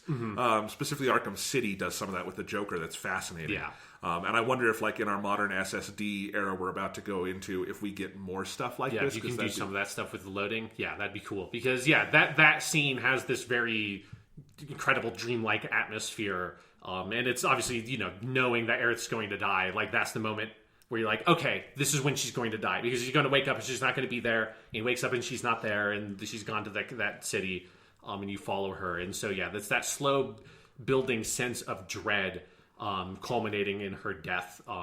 It is a still really powerful scene in the context of the narrative, partially because, like, it's one of the things that maybe this is like the point to start talking about it, because we're also about to get into some of the stuff with like revealing Cloud's actual backstory, that the game plays with its character archetypes in ways that are really fascinating to me. Because Aerith is not a character that feels like is supposed to die. Like, even when you know it, and it's something that's like, it's not because JRPGs had never killed characters before. Every fucking Final Fantasy game kills a fucking party member, other than like the first one. It's a trope of the franchise before you get to 7. Like, 3 or 4 party members die in Final Fantasy 4. Like children die in Final Fantasy 4. You have 2 twin kids who they turn to stone and sacrifice themselves. So it's like, it's not that like, oh my god, she's a party member and therefore she can't die. It does kind of suck that she's the only party member that is like, feels like she's supposed to be a healer, and you kind of have to have a healer on your party in Final Fantasy. It's just like, well, someone has to be it. Well, and she's just a very powerful party member. She's really useful, and I think that's part of it, because there are varying degrees of party member where you're like, it's like the trick Persona 5 plays with what's his name? Godo, Akechi, where like when you meet him, you're almost convinced that he might not be who you think he is, because he fits in the party so well. Yes, he fills up some of the elemental things you don't have yet. Aerith feels like it feels like you're supposed to be Cloud, Aerith, and pick another one. Well, Cloud, Aerith, and Tifa. If you're not rolling with Cloud, Aerith, and Tifa for almost this whole game, I don't know who you are. Yes, but you know what I mean. Yes, right? That she is the only like dedicated magic user type character. To the point where when you get to Remake and her like standard attack is her shooting magic blast, which is like, I don't think that's supposed to be a thing anyone can do in this universe, but okay, she could just fire magic, I guess, without even using materia. I guess that's the thing she can do. Yes. So that there is that element there. But one of the reasons why it's like shocking to me that she dies, even knowing that she dies when you get to that moment, is that like the character archetypes are set up such that it feels like the story is supposed to be about Cloud and Aerith ultimately getting together at the end. And that's where once you get to a little bit later and you find out more about Cloud's actual backstory, I think, like, for me, a lot of the vision of what the game is doing with its characters slots into place, where basically, with the exception of Yuffie, because she's so young, all the main characters in Final Fantasy VII are failures in some way. They have failed to be the person that they are supposed to be. And particularly for Cloud, Tifa, and Aerith, all 3 of them are set up in like a super, super standard shonen style love triangle. Where if you have a shonen style story it's featuring a male main protagonist and a important element of that story is supposed to be the relationship between the hero and the main heroine. If that's the setup, the standard setup you have is you have your main hero dude, then he has some sort of childhood friend, which in Final Fantasy VII would be your Tifa. It would be Saria in Ocarina of Time, because Ocarina of Time does this exact same thing also. It's, all over the place. You have your, generic childhood friend. Give us our Naruto take, Sean. Hinata is the childhood friend. So you have Hinata, and so the standard is that you have a childhood friend, and she's the girl that, lives next door, that they've known each other since they were in elementary school. They've been in every class together, because they're all supposed to be like high schoolers in the generic setup. And she carries this torch for the main protagonist, that she's been in love with him her whole life, and the main protagonist is aloof about it. And one of the main things I think that archetype is supposed to get is the audience, I think, is expected to be on the side of you're rooting for that childhood friend, because when it cuts to that childhood friend, it's always like, man, you have been so loyal and dedicated and in love with this person your whole life, and they've given you fucking nothing for it because they're an idiot. And you're really rooting for her. But then in the beginning of the story, the main character, the hero, is introduced to the main heroine, who is a woman who is in some way connected to, if it's something that is a fantasy setting, she is directly connected to the core fantasy conceit of the universe, or if it's non-fantasy, she is connected to whatever the core premise is. So Nisekoi, which is a really I was just thinking of Nisekoi. A really well-liked modern rom-com anime/manga. The main heroine, Chitoge, is the whole premise is that she and the hero have this fake relationship. It's what Nisekoi means, is fake love. They're both Yakuza boss children who have to pretend to be in love for the So there's this complex setup that they have to pretend to be in a relationship, but they're not actually in a relationship. And so that's the core conceit. And so the hero and the heroine are sort of stuck together either through that core conceit, or the heroine is this person who gives the hero a passageway into the spiritual or fantastical elements of that universe, which is Aerith to a fucking T. She's the last surviving Cetra. She's the ancient. She's the one who has the fucking holy materia, and Cloud falls through the roof of her church onto her bed of flowers, and they meet each other, and she guides him and helps give him this purpose. And so it is that exact setup. It is as standard as you could get. In the Ocarina of Time model, the main heroine is obviously Zelda, because she's the princess. She's the one who tells him about the goddesses and the Triforce and Hyrule and all that shit. And so the core setup is supposed to be this. You're kind of secretly rooting for the childhood friend, because she's the one who's carried the church. The hero's kind of ignorant of it. There's some kind of romantic tension between him and the childhood friend. But really, the standard setup and how it's supposed to go is that the hero and the main heroine hook up by the end of the story. And for that to happen, the main heroine has to survive. Final Fantasy VII plays with that in a really fascinating way, because all three of those people are failures in their roles in different ways. Aerith, one, just her dying makes her a failure in that role. But also, she is not actually the standard heroine, because also part of the standard heroine model is there's this sort of maidenly, virginal aspect of it. And all these characters are not 16 like they normally would be. They're 21, 22.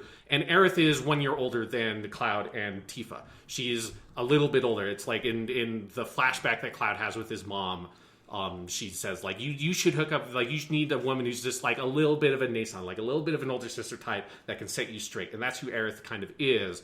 But she has had this prior relationship with Zack. Which is one of the reasons why Crisis Core, I think, is such a good companion to Final Fantasy VII, is it details that relationship, which is left fairly vague in the original game. But she has had this pre-existing relationship. She has this person that she describes as her first love. And that is already breaking type. And so I think it becomes clear that I think part of a canny thing about Aerith's characterization that I love, and it's something they do in a really cool way with Crisis Core, is in Crisis Core, Aerith is a little bit younger than Zack, but she's trying to act older to kind of because Zack is this cool dude, he's a little bit older, so she's trying to act older to kind of be in a relationship with Zack. When she meets Cloud, who is Zack's shadow, or his living legacy, as he calls it, she's now a little bit older than Cloud, and she's kind of almost trying to act a little bit younger.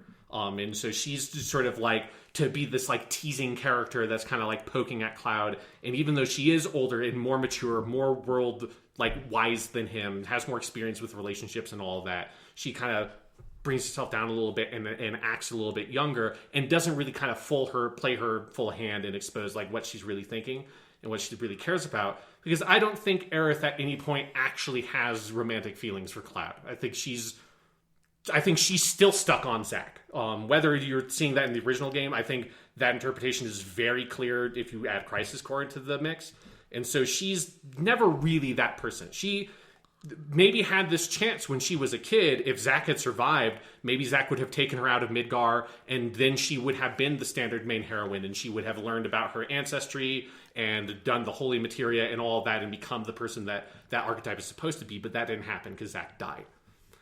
Then you have Tifa, and where Tifa fits in is where you later find out, a little bit after when Aerith dies and you get the flashback sequences with the live stream, is that while Tifa acts like she's this person that has always like had this torch, held this torch for Cloud, that's not the case at all. When she was a kid, like you have that flashback to the promise scene, which that promise scene is also a standard trope of like we had the promise when we were kids, and then we don't see each other for like 10 years. That's the whole premise of Nisekoi is he has this thing around his neck, and it's the MacGuffin of like, whose was it? It's a super trope. It's like we had the promise, we didn't see each other for years. It's Saria on the bridge in Ocarina of Time saying like, you will come back one day, right? And then when he comes back as the Forest Temple. Like you see it everywhere. But that promise scene implies that is the culmination of a long childhood relationship they had. That they didn't have. That Cloud is the one that always had this crush when he was a kid, and he's this little shy kid. And that promise scene is for Cloud this like huge moment of courage as a child that he had to actually like, you know, he doesn't say I love you, but he has this like emotional interaction with her before he decides to leave. And for Tifa, it's like the one real conversation she has ever had with this kid that happens to live next door but isn't really part of her friend group. And Cloud is the one who actually has held that torch his entire time. And then where Cloud is a failure is obviously you find out he's not who he says he is, and he's not who he thinks he is. Like he's not the war hero, the soldier, like the superhuman man with the big sword that went in and saved the day, and then he's aloof and cool. And it's like, I've been on 1,000 missions like this. He's just a dude. He's just a random grunt who got lucky with Sephiroth and managed to stab Sephiroth in that whole flashback because Sephiroth doesn't care about some random grunt soldier, wasn't paying attention to him. And then he happens to get infused with this Mako stuff that does make him powerful, but he couldn't normally cut it in the soldier thing. And he's been faking it the whole time. He was someone who always longed for things he didn't have. Yes, he dreamed about being the hero, and in some ways in his moment of death within his original life, he kind of managed to achieve it, but he was a failure all along the way. And he's a major supporting character in Crisis Core because he's like one of the grunt soldiers is kind of in Zax's team, and he and Zax kind of have like pal around a little bit, but he's just like a random dude. And that's one of those things that like core trinity in the way the game subverts it by pushing them to these people that should have fulfilled this role when they reached their adolescence, failed to, and now they are young adults, and they are like continuing to have to find a way to live in this world. And that is like to me one of like the core things about Final Fantasy VII, that in particular if you like this kind of fiction, I think it plays it so well. And in particular as a thing that came out 1 year after Neon Genesis Evangelion, and you can you can see the influence of Eva in places like the weapon, like Genova, that I think maybe like Final Fantasy VII should have taken less influence from because it does those things bad in the similar way that the Eva does. It manages to play with those similar kinds of archetypes in a way that is way more savvy, convincing, and interesting to me than Eva ever did. Absolutely, because, and the key thing for me here is at the end of the game when Cloud gives his big speech where he has, I think he does become a hero. It's not the hero he ever thought he was going to be. It's not a Sephiroth. He's literally not a Sephiroth clone because what he wanted to be was a Sephiroth clone. Yes, he heard about Sephiroth, read about him in the newspapers, and was like, I want to be like that guy. Well, it's like Sephiroth was like the Elvis Presley of this world. He made everyone want to go be like him, right? Mm-hmm. And to rock, not to soldiery. You get it. But anyway, but like that's what Cloud wanted to be, and he's not. And the heroism he shows at the end in inspiring his teammates is not something Sephiroth would or could do, and it's not something the old Cloud would or could have done. Yeah. It's not something that Zack would have done. Yeah. He is his own man firmly. Like the scene that I'll get back to the scene I was going to talk about, but the thing to me that is one of the most powerful moments in the game, and it is 100% missable, is Yuffie. When you have her on any of the ships, but especially the airship, she's always away from the group, heaving because she is airsick. Mm-hmm. And after Cloud realizes and accepts who he is, you can go up to Yuffie and talk to her, and Cloud will say, hey, I used to get motion sick a lot too back in the day, but, I tried to get over it, and here's what I learned. I hope it helps. And he gives her some tips, and she's like, oh, that really helps, Cloud. And then after that, she doesn't do that anymore. Yeah. And, that's one of the smartest little pieces of video game writing I have ever seen, because that is Cloud coming into a leadership role that he did not fill before, that he could not even foresee before. But he has become that man. And after that scene on the airship, you have the scene with Tifa outside at night.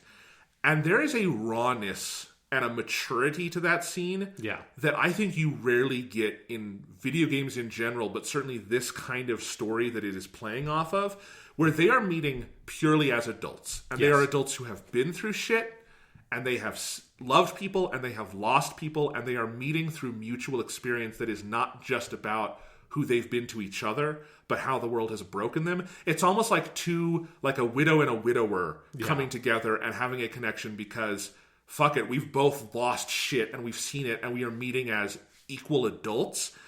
And that is astonishing, not just because I think video games don't usually have that kind of just quiet, Naughty Dog is good at this. Yeah.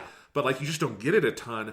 But the kinds of stories it's playing off of don't usually get to that point, because it's usually about kids. Yes, it's because typically they are coming-of-age stories.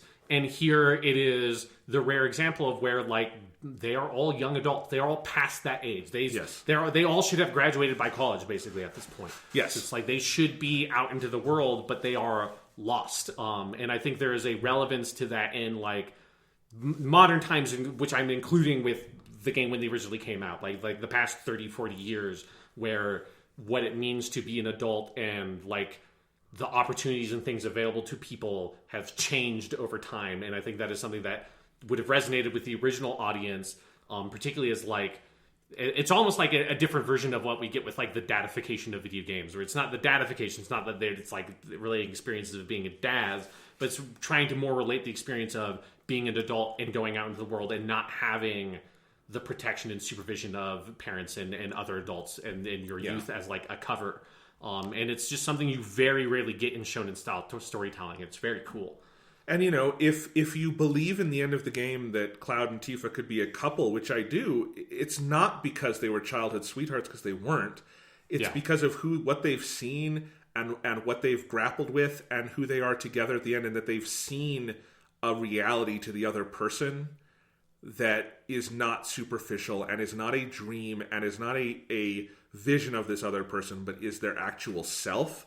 And that is really profound. And it winds up being, I think, one of the kind of most mature video game romances for that reason. Yeah. And it's one of the reasons why, looking back on it now, people shipping Cloud and Aerith, I can't fathom it. It just does not compute. Nothing about that relationship works to me. I mean, if you only played the first half of the game, I can get it, because it is leading you down that road. But that's misinterpreting and missing the point of so much of the second half of the game, which is not to say that either Cloud or Aerith are bad or they couldn't be great friends or any of this, but it's that's not where their lives were leading them, and that's not who they were, because Cloud and Aerith's whole dynamic and what Cloud maybe thought he saw, because maybe Cloud thought that, but that's based on a false perception of himself and a false perception of Aerith. Yeah. And at the end, he has a real perception of himself and a real perception of Tifa, and very fond memories of Aerith and trying to keep her legacy alive, but it's just a different thing. Yeah, and it's something that I like to think, because Aerith's, I feel like her real feelings and thoughts on things are so closely guarded. She seems like someone who's really open, but actually isn't. It's she never really talks about the Zax thing in the original game, and I find that fascinating, because it is there's only a handful of lines about it, but they echo really strongly when you encounter it, because it hints at this much deeper internal life and history that she's had. Because doesn't she, in an early conversation with Cloud, talk about having a boyfriend, and Cloud says, in the English, he says something about Sephiroth, but it's not. I mean, it's basically the conversation is she says that she was in love with someone who was a soldier, and Cloud's like, well, what was his name? Maybe I know. And I think in the original, she doesn't say anything. In the remake, they do a weird, she says the name, but Cloud can't hear it because he's having a weird, that thing.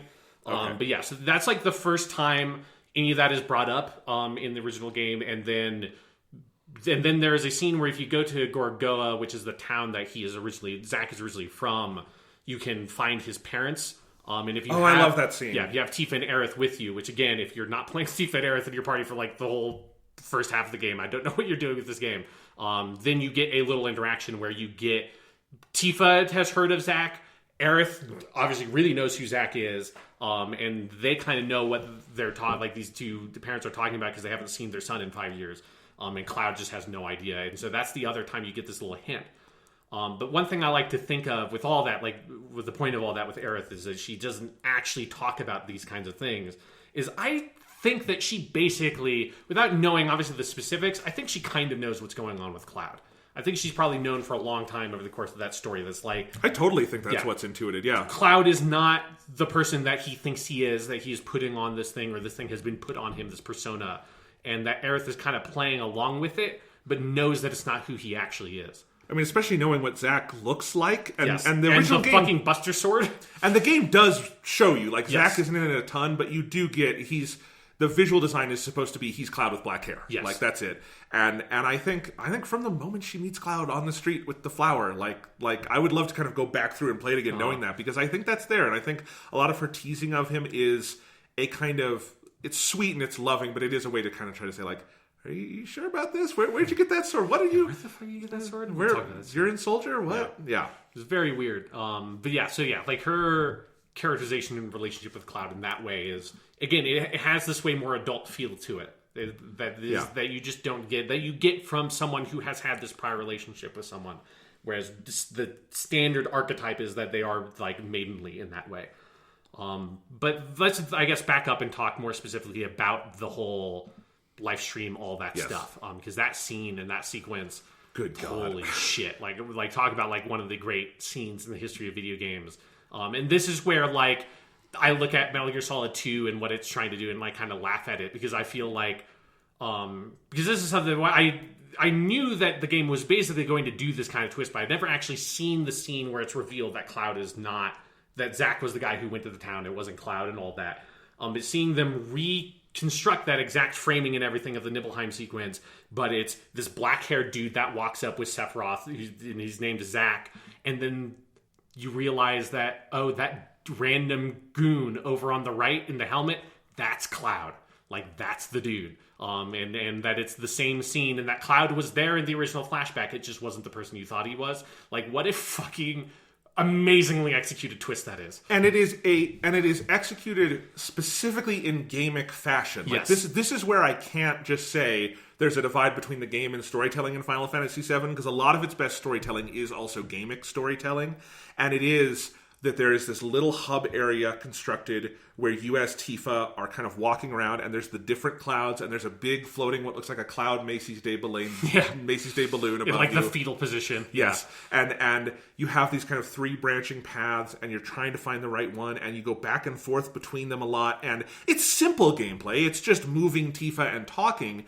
But along with, as you said about the Nibelheim flashback, where you actually playing it adds something, it's that extra level of asking you to buy in that this is a perceptual reality that you are experiencing and not something you are being told. And therein lies the difference between Final Fantasy VII and Hideo Kojima. Because when Hideo Kojima wants to show you something, he sits you down and tells you, and often straps you in for an hour plus of monologuing.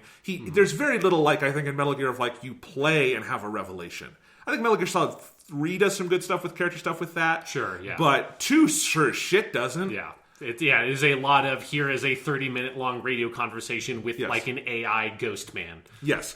And that is just so different for me than walking through this, I was about to say cloud of emotions. That's bad. But through this, Mako sea of emotions and memories and reconstructing it. And, in my mind, it is like, in my memory of the scene, it is so much like bigger and more visually expansive than it actually is, because what it summons and what it asks you to think about is so big and open, and the just edge of my seat through that whole seeing the actual flashback scene, and how Cloud was like, even, and I knew the Zack's twist was coming, but like seeing how it is unveiled and that Cloud is the doofus in the blue mask, and at the end when he pulls it off and tries to save Tifa and his final stand against Sephiroth, and it's not big hero boy with the Buster Sword fighting Sephiroth, it is kind of goofy coward boy doing what he feels he has to because everything's fucked. Yeah, and his whole town has burned down around him. His family is dead. Tifa's dad is dead. He doesn't know if Tifa's going to live or die because she's been wounded. Yeah, and it is really, really powerful stuff. And just watching that, it is just one of the great gaming twists. And it's one of those things where the mark of a good twist is, does it still work and does it still land even if you know it's coming? And it does. This is not an M. Night Shyamalan movie. It's so good. Like that, because that whole sequence is the reason why I played Crisis Core. Because it was like this thing with fucking Zack and Sephiroth and Cloud and this twist and me like reading up a little bit on Crisis Core. It's like, okay, so this game you play as Zack, you eventually do go to the Nibelheim stuff, you get all that Sephiroth thing, and also Cloud as like in his like Shinra like doofus gear that he's just like, you know, one of the random, he's the same character model as like one of the random guards you kill in the battles and stuff like that. Like he's just a dude. Seeing all that, I'm like, fuck, I have to play this game. And then particularly getting that whole sequence where Cloud goes and he stabs Sephiroth with the Buster Sword and then gets his ass kicked and then gets impaled on Masamune, which is the only time I think Sephiroth's stupid longsword actually looks good to me, is I think like the framing of this like ridiculously long sword and Cloud just being skewered on it is very good. And getting all of that stuff, but getting it in like a really nicely pre-rendered CG cutscene with Takedo Sakurai and everyone doing voice acting is like, fuck. This is a whole reason to make a video game, is just to get this scene. And in particular, because I think, and it's not just like, you know, it's very cool to have it in the fully produced way. It plays super well in the original game as well in terms of how it communicates all of it. Yes. And it is just such a great classic kind of moment where Cloud is skewered. Sephiroth says this line that is just like, I'm not going to be killed by someone like you, like implying, this is where like the Japanese thing comes in, is that like he says like a common normal person like you, like not like someone like me. It's a very Frieza style reaction, like Frieza getting hit with the spirit bomb, and Frieza's like, Konamono, like something like this, not something like this. Someone like me is not going to get killed by something like this. He stabs Cloud, and then Cloud fucking pulls the sword up and flings Sephiroth off the chamber, like down at the Mach reactor. Fucking one of the coolest things a character has ever done. And just having, it's like he's just a normal dude who is absolutely dead, but he's going to spend his last breath making sure that Sephiroth goes out with him. Fucking iconic. Oh my god, like stand up clapping. So good. What a great sequence of events. What a great sequence. And man, you know, you were talking about Sephiroth's like language there. Sephiroth's only real two scenes of characterization is this and the original fucked up Nibelheim flashback. Yeah. And man, you understand why he comes across as powerfully as he does. Part of it is just it's a great character design and he's genuinely imposing and all that, and he gets a fucking theme where they just sing his name at the end of the game.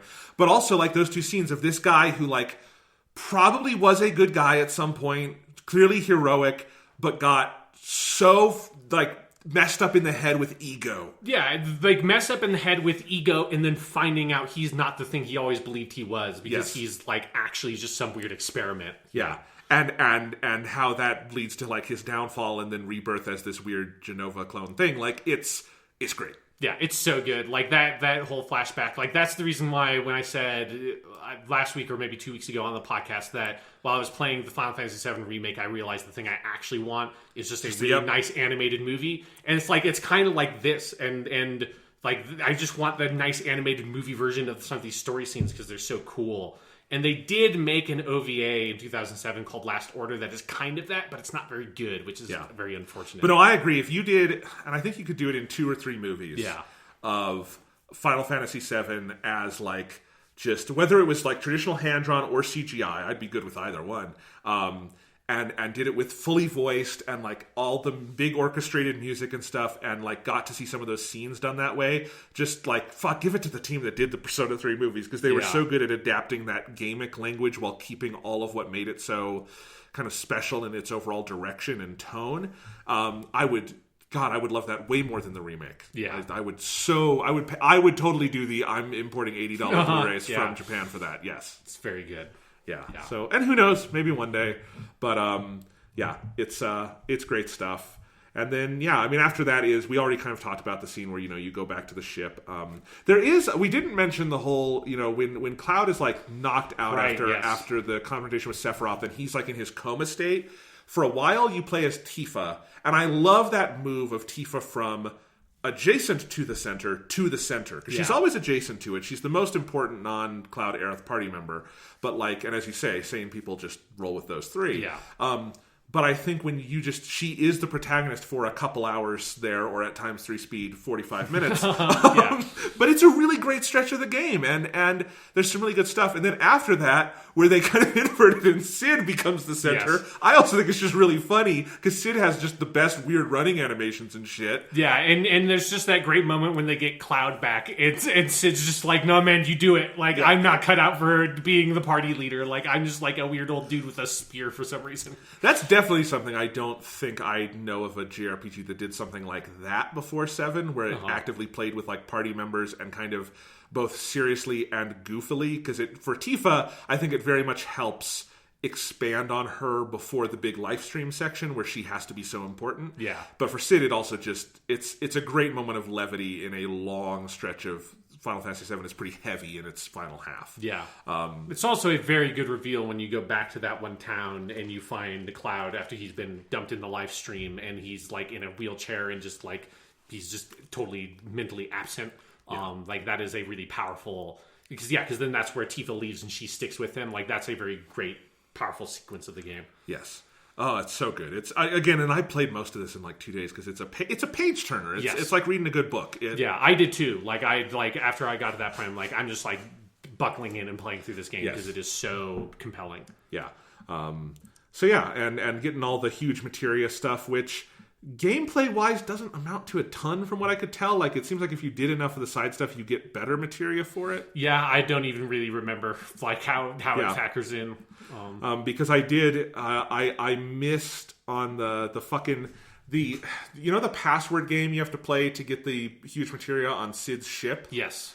I fucked that up because like just Nintendo Switch buttons and like versus PlayStation buttons, it just confused me. And I was at times 3, so I should have turned that off because of the timer. And then I was like, oh fuck, I missed the huge materia. And I reloaded and forgot, oh shit, I haven't saved since God knows when. And I was able to do it very fast and get back there, but it was kind of funny. And then I'm like, I got all the huge materia, yay. And I mean, it felt good from a story standpoint because you want to get it. But yeah, I do love, there is a sense of culmination to the final hours of the game with Shinra building the big fucking gun and you going back to Midgar and Shinra, like they're evil fucks, but they do one thing to kind of help the world at the end in blowing open the northern crater so you can get in there. And it feels like because Shinra is like thoroughly destroyed at the end of the game. Like Rufus is dead, their headquarters fall to the ground, everything's fucked. There's like 5 Godzillas stomping around all over the place, which is very cool. I do love the kaiju movie direction of some of that is very good.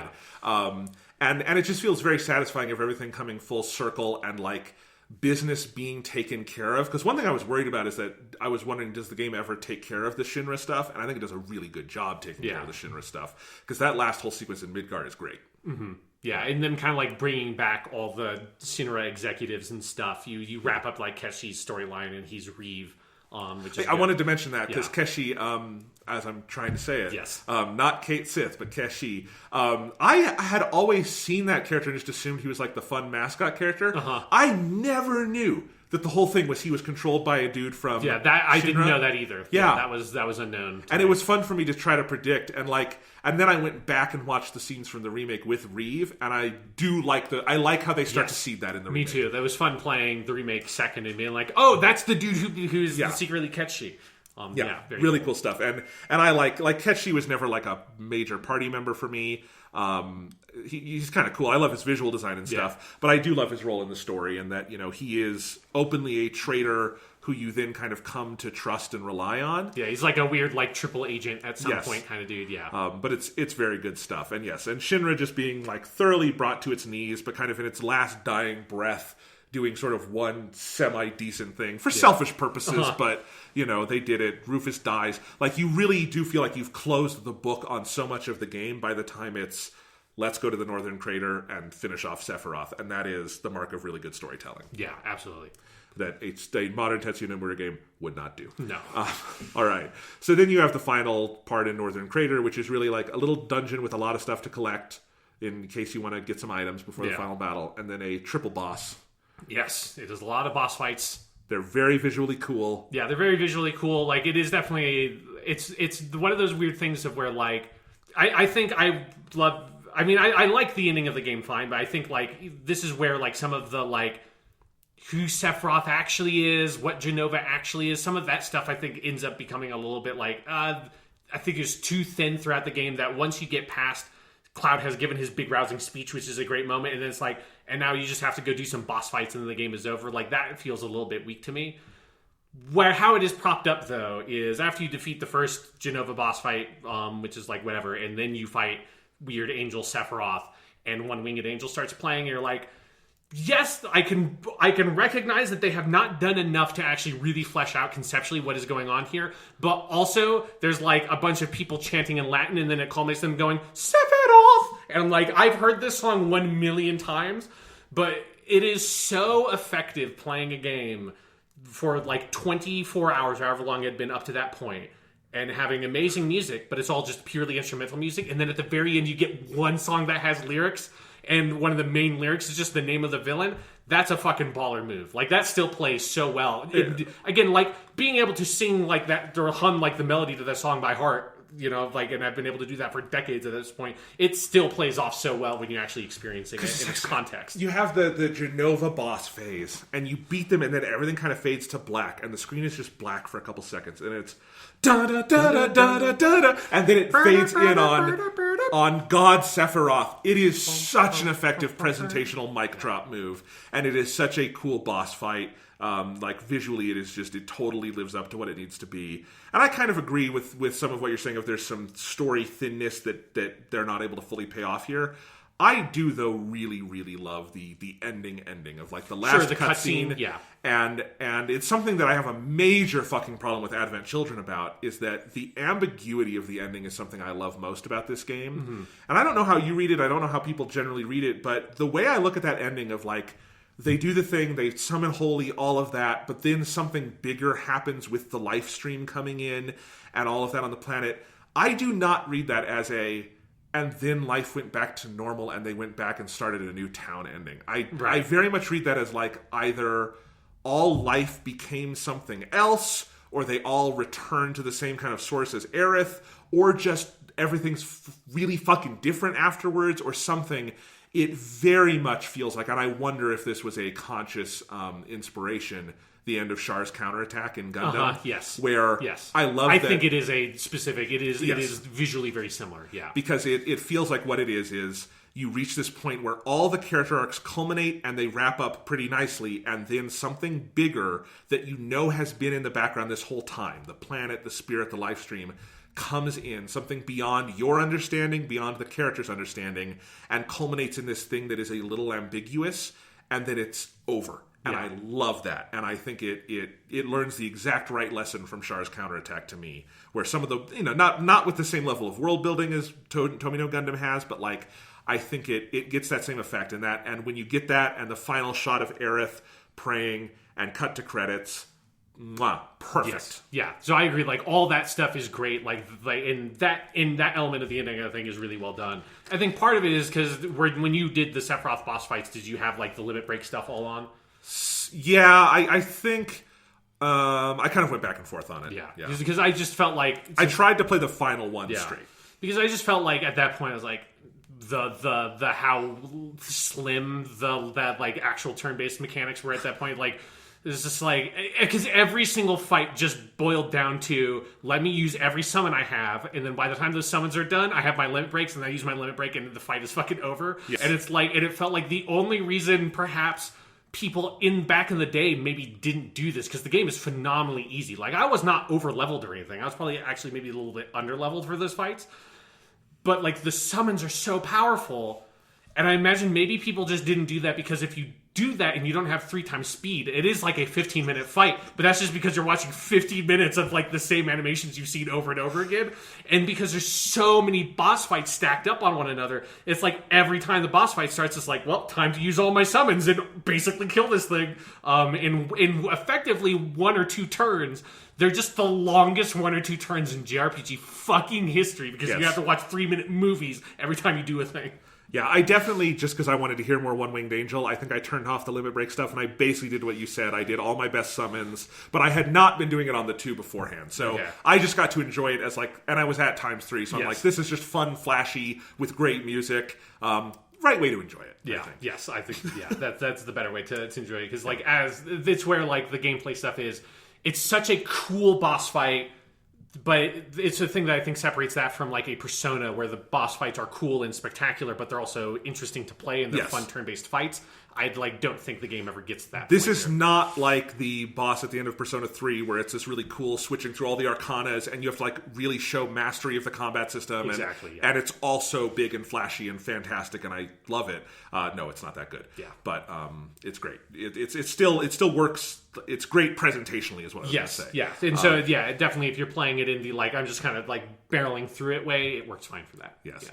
But I do love the ending. I love the cutscene after the credits with Red 13 and his babies, or his cubs coming to see Midgar covered in grass. And, it's something where man, if I had one thing I would say after Final Fantasy VII is don't make a sequel. I don't want to see what happens next. I resolutely do not, because the ambiguity of it and Red 13 is there. It's 500 years later. Obviously, none of the others are. But what happened and letting that be left to the imagination is what's powerful about that ending. And any attempt, especially one as shallow and shitty as Advent Children, to continue on it is just misguided in my mind. Oh yeah, absolutely. Do you want to move on to that? Yeah. So let's talk about Advent Children. Fuck you, Sean, for making me watch this pile of shit. Yeah, so I gave most of my major impressions about Advent Children on the podcast 2 or 3 weeks ago when I first watched it. With it, my number one impression, and let's see if you can back me up on this, Jonathan, which is that Advent Children has maybe the most ass-backwards ratio of action scenes to narrative content I have ever seen in a movie. It is crazy. It is over 80% just action scenes. Yeah, no, totally. I mean, it has no plot. It does. But you would have to go read the Wikipedia summary to learn it, because it's not in the movie. Yeah, it is absurd. So since I gave my major impressions, Jonathan, I want to hear how you give me the breakdown of how you felt about the movie. It's one of the worst movies I've ever seen. Top 5 absolute worst movies I have ever watched. It is Suicide Squad, the fucking and eating people movie I've talked about. It is on that level of this is unbearable, because it is one. And there's 2 ways into this. There's I think as a sequel to Final Fantasy VII, it is awful in every conceivable way. Absolutely, yeah. But let's take that out for a second. Because that alone would not make it one of the worst movies ever. That would just make me as a fan of the game mad. Yeah. But it is, to be one of the worst movies ever, it is horrendously directed. The editing is awful. The storyboarding of it is just bad. The way scenes are conceptualized, there are 2, it's got so much action, but the only ones I found even remotely decent were Tifa in the church, which is poorly edited, I think, but it's got some nice moments, and Cloud versus Sephiroth at the end, which at least delivers on the giant swords going at each other. Yeah, Cloud versus Sephiroth is the one, I think, action scene that I'm this is cool, not cool enough to watch a movie for. Maybe watch it on YouTube. And it is also, I think, one of the reasons why it plays well is they added a lot to it in the director's cut. Yeah. So it feels like that's where they spent a lot of their energy in the director's cut, is expanding that fight even more. When he's taking Masamune and just stabbing Cloud a bunch, that's cool. But that is a sequence that was added in the director's cut. Yes. Yeah. Other than that, the action is mostly incomprehensible or just dull as shit. It is narratively just so all over the map. It's got all these annoying kids. It is trying to figure... I did not realize until near the hour mark where they all go back to the Forgotten Capital and they're drinking the Mako, that Marlene and the other girl are different characters. And I was so confused because they are visually almost identical and they play almost identical roles in the narrative, but they're in 2 places. So I was trying to figure out, are these flashbacks? Is this non-linear? What's going on? I'm still not sure, because all the stuff with the kids is utter fucking gibberish. It is. You mean you don't like Denzel, everybody's favorite Final Fantasy VII character? A little white kid named Denzel? Yeah. No, I think there's something maybe wrong with that.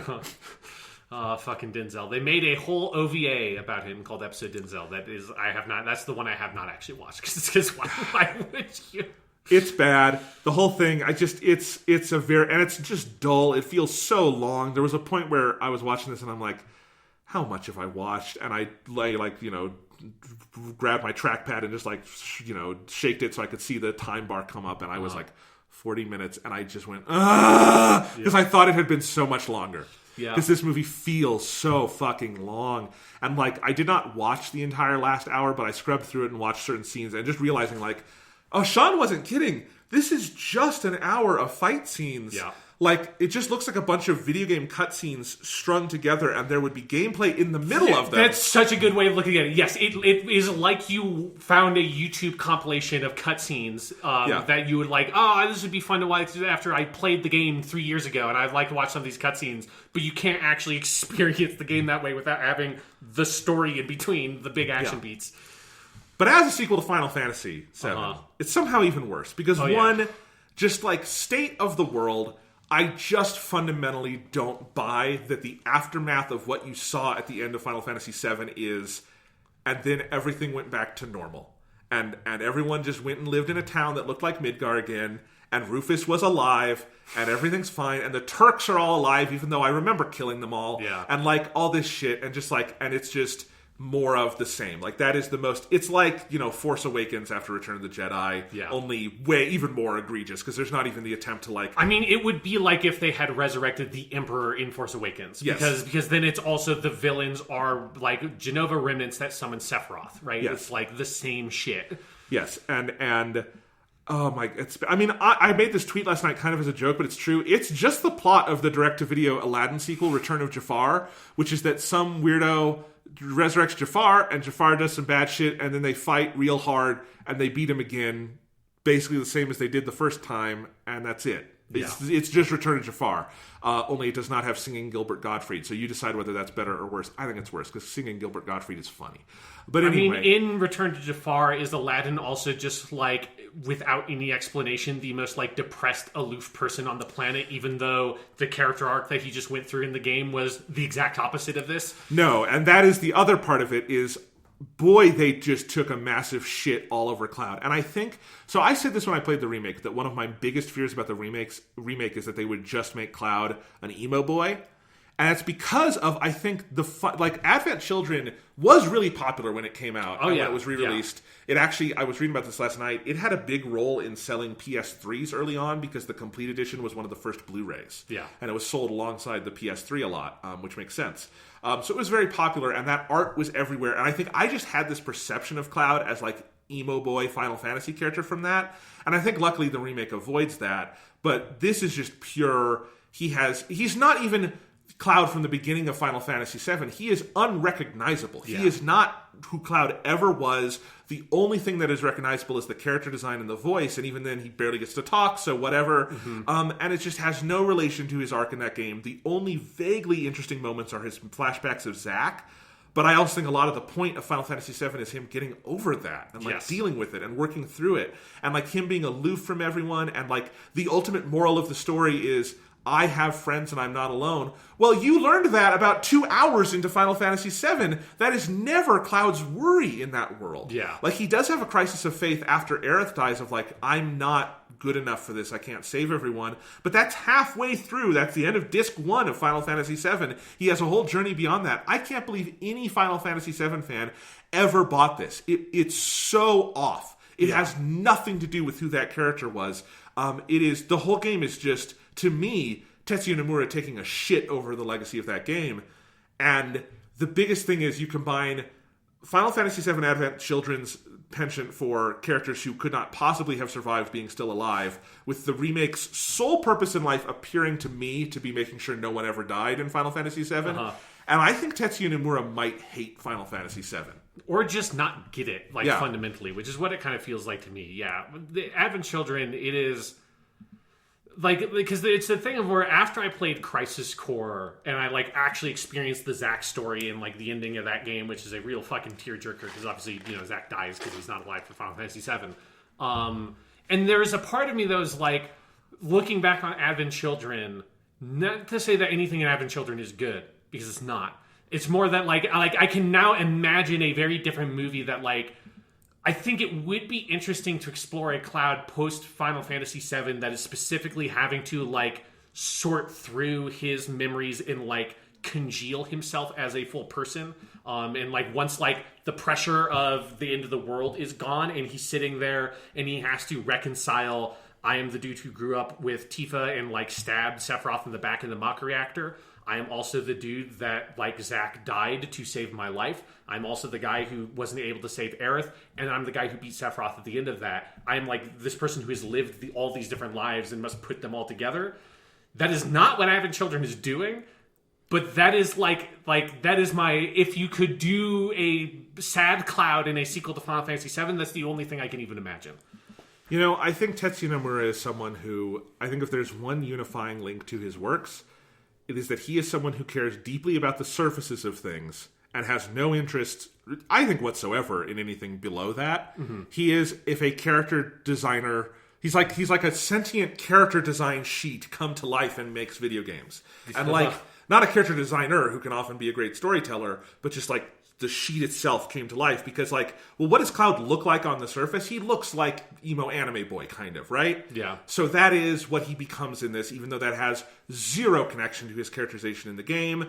You know, I think he does this with a lot of characters through Advent Children, the ones who actually appear. Because also, just if you wanted to just see your favorite characters, none of them are in the fucking movie. Which is maybe secretly the most insulting thing about that movie is you don't even get the, like, big rallying scene where everyone's together. Like, the closest you get, which is maybe the best moment of the movie, is everybody chucking Cloud up so he can go hit Bahamut. That's like, that is a good idea for a scene, but it also has to be, like, built up around like interactions with those characters within the movie itself, and not just banking 100% on you knowing who those people are because you played the game. Yes, exactly. God, it's one. It actually made me think because there's a near identical scene in the Alabasta arc of One Piece, but the whole point is that like that's like the culmination of this arc where all the Straw Hat characters like come into themselves really strongly, and then they all come together to get Vivi up to the clock tower, and it's one of the best moments in all of One Piece because it's one of the first like giant team building moments, and it's the exact opposite in terms of how much is built up in Advent Children.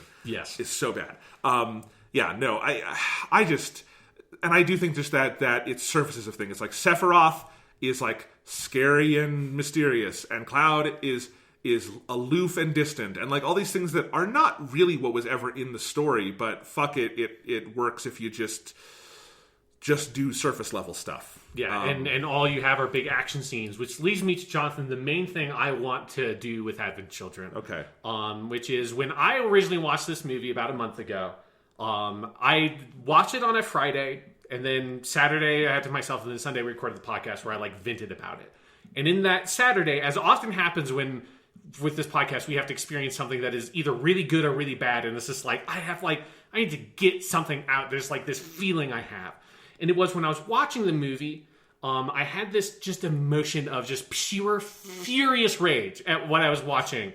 Because I have I was going to say I've never encountered this, but I have encountered this with, at least in recent memory, one other movie, which is Rise of Skywalker.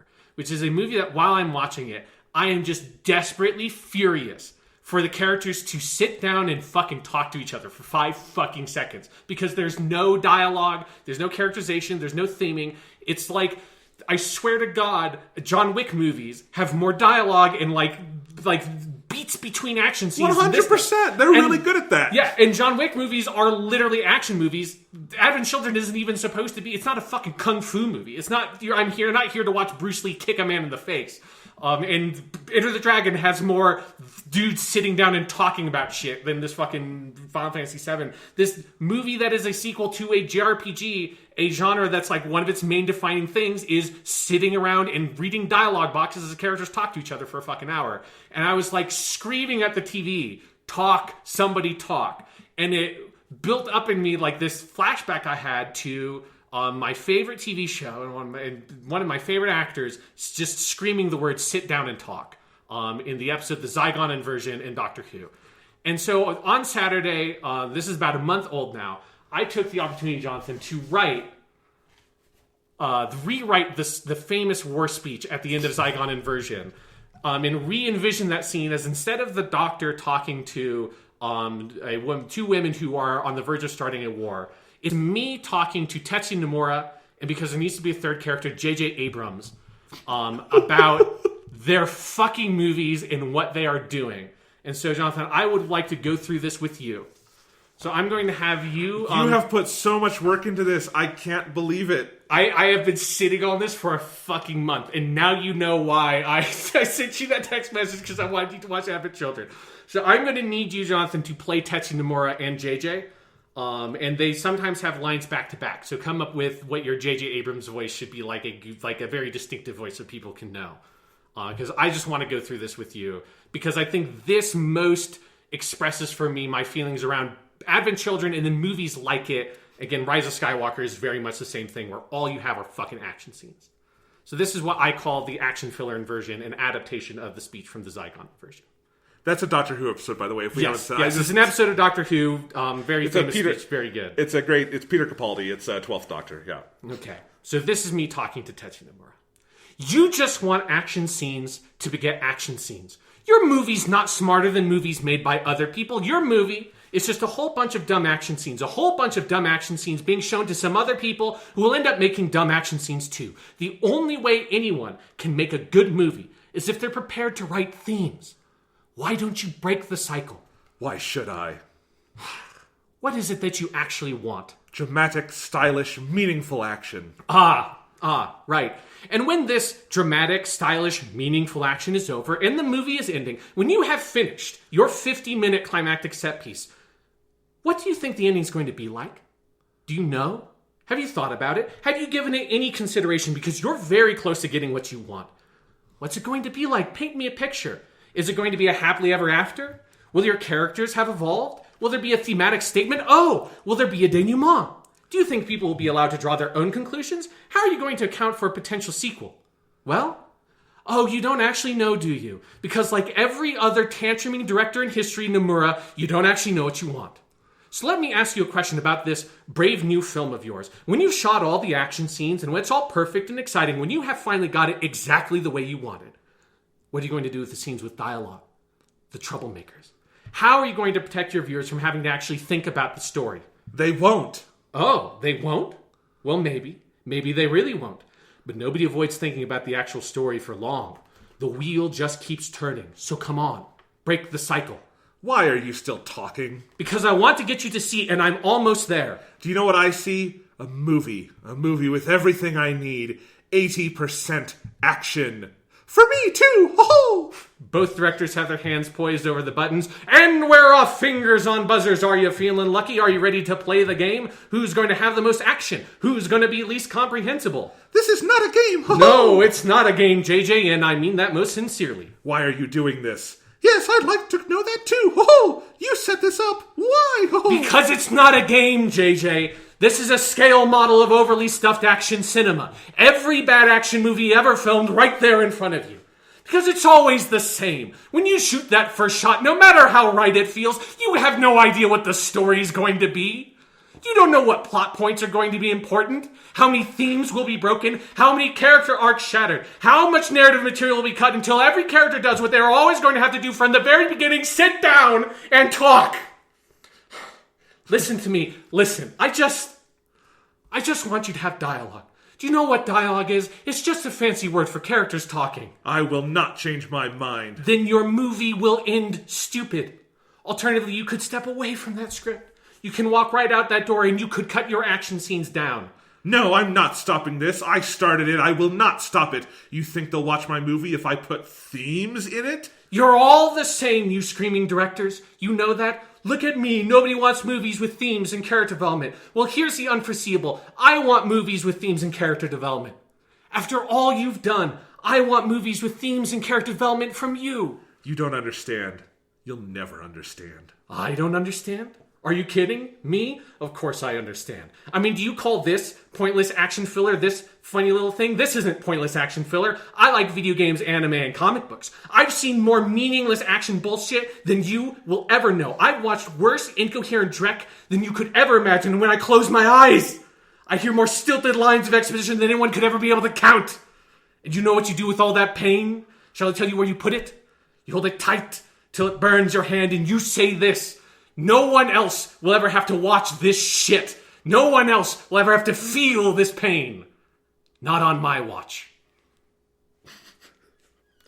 Well, there's a good chance this will be the last episode of the Weekly Stuff podcast, because this time next week, Sean will be in a mental institution with multiple doctors in white lab coats looking over this document, trying to figure out what the fuck happened to your broken brain. My broken brain is saying, please make characters that fucking talk to each other, for God's sake. Holy shit. Because, Jonathan, I watched all 2 hours of that fucking movie. I did not skip it like you did. And that is what came out as a result of it.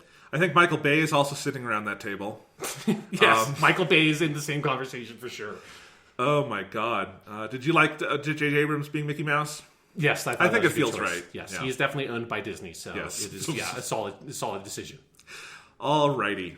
Well, Advent Children sucks. You want to talk about the remake? Yes, let's talk about Final Fantasy VII Remake. Which I cannot say sucks. No, it's a fine game. I cannot say it's great.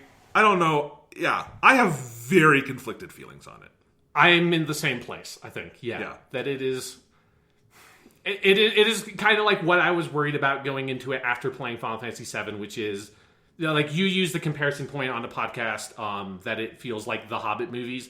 It also just feels like it is the anime filler version of Final Fantasy VII Remake. It is they caught up with the manga, so here is Gohan hanging out with like some orphans or some shit. It's just like we need to just come up with stuff. It's not that good though. It's not as good as that, but it's more like here's Bulma having to fight like a monster crab or something, or here's like we've stumbled on another Namek. It is a lot of I think it's not here's weird shit to fill in spaces that don't need to be filled in. It's not Cyan Arc filler, which I think is pretty good.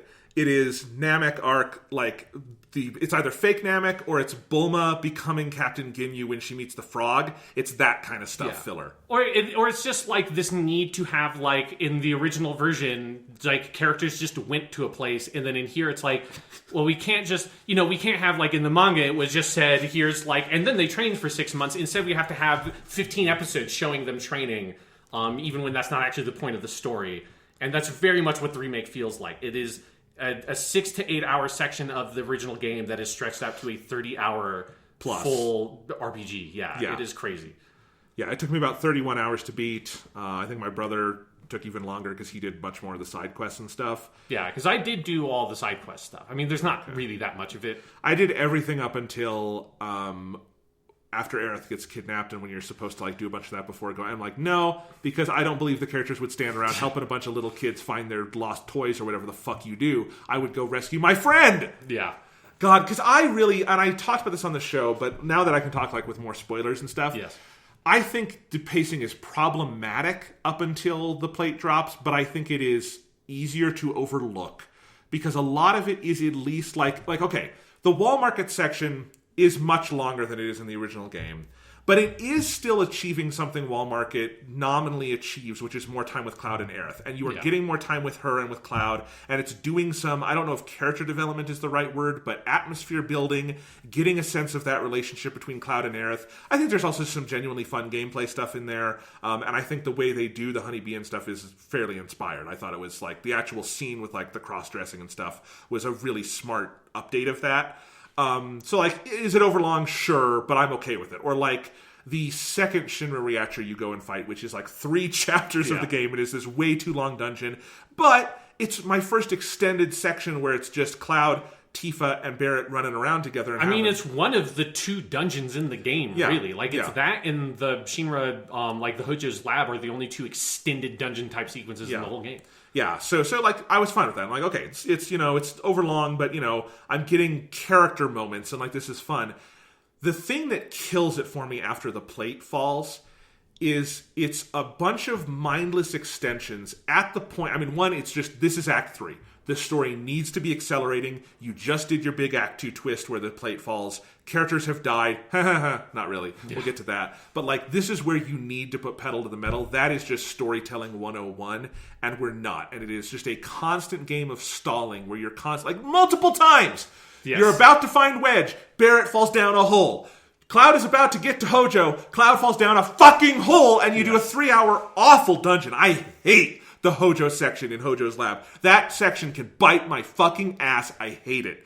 but like it is all this mindless extension where there is no room to do any more character stuff because it's on pause until they save Aerith. That's when the revelations start. That's when things happen. And this is very much anime filler is a good example because it's the worst kind of anime filler where they're not even creative enough to really do nice extensions of character development from the manga. It's just pure stalling. Yeah. Like one of the reasons I've always liked the filler in the Saiyan arc of Dragon Ball Z is like I think with Gohan and Piccolo in particular, it is like, is it absolutely essential? No. But does it expand upon my understanding of Gohan and Piccolo and their relationship and stuff? Yes. It's relatively good filler in that sense. And it's like nice self-contained stories rather than like we're just going to make the Frieza fight take 3 times as long because we're just constantly cutting to other characters saying things, looking at things. We create a weird closed loop with Ginyu and the other ways that they find ways to stall things in an anime like that. Absolutely. And so, like, it is the worst version of that anime filler, and it just, at the point where the game should be wrapping up, Aerith has been kidnapped. It is this girl that we've all come to love. You know, Barrett, she saved his daughter. Tifa, they became good friends when they were hanging out. You know, Cloud, this is possibly his love interest. All this stuff. Like, she is, and she saved all of their lives. This is really important.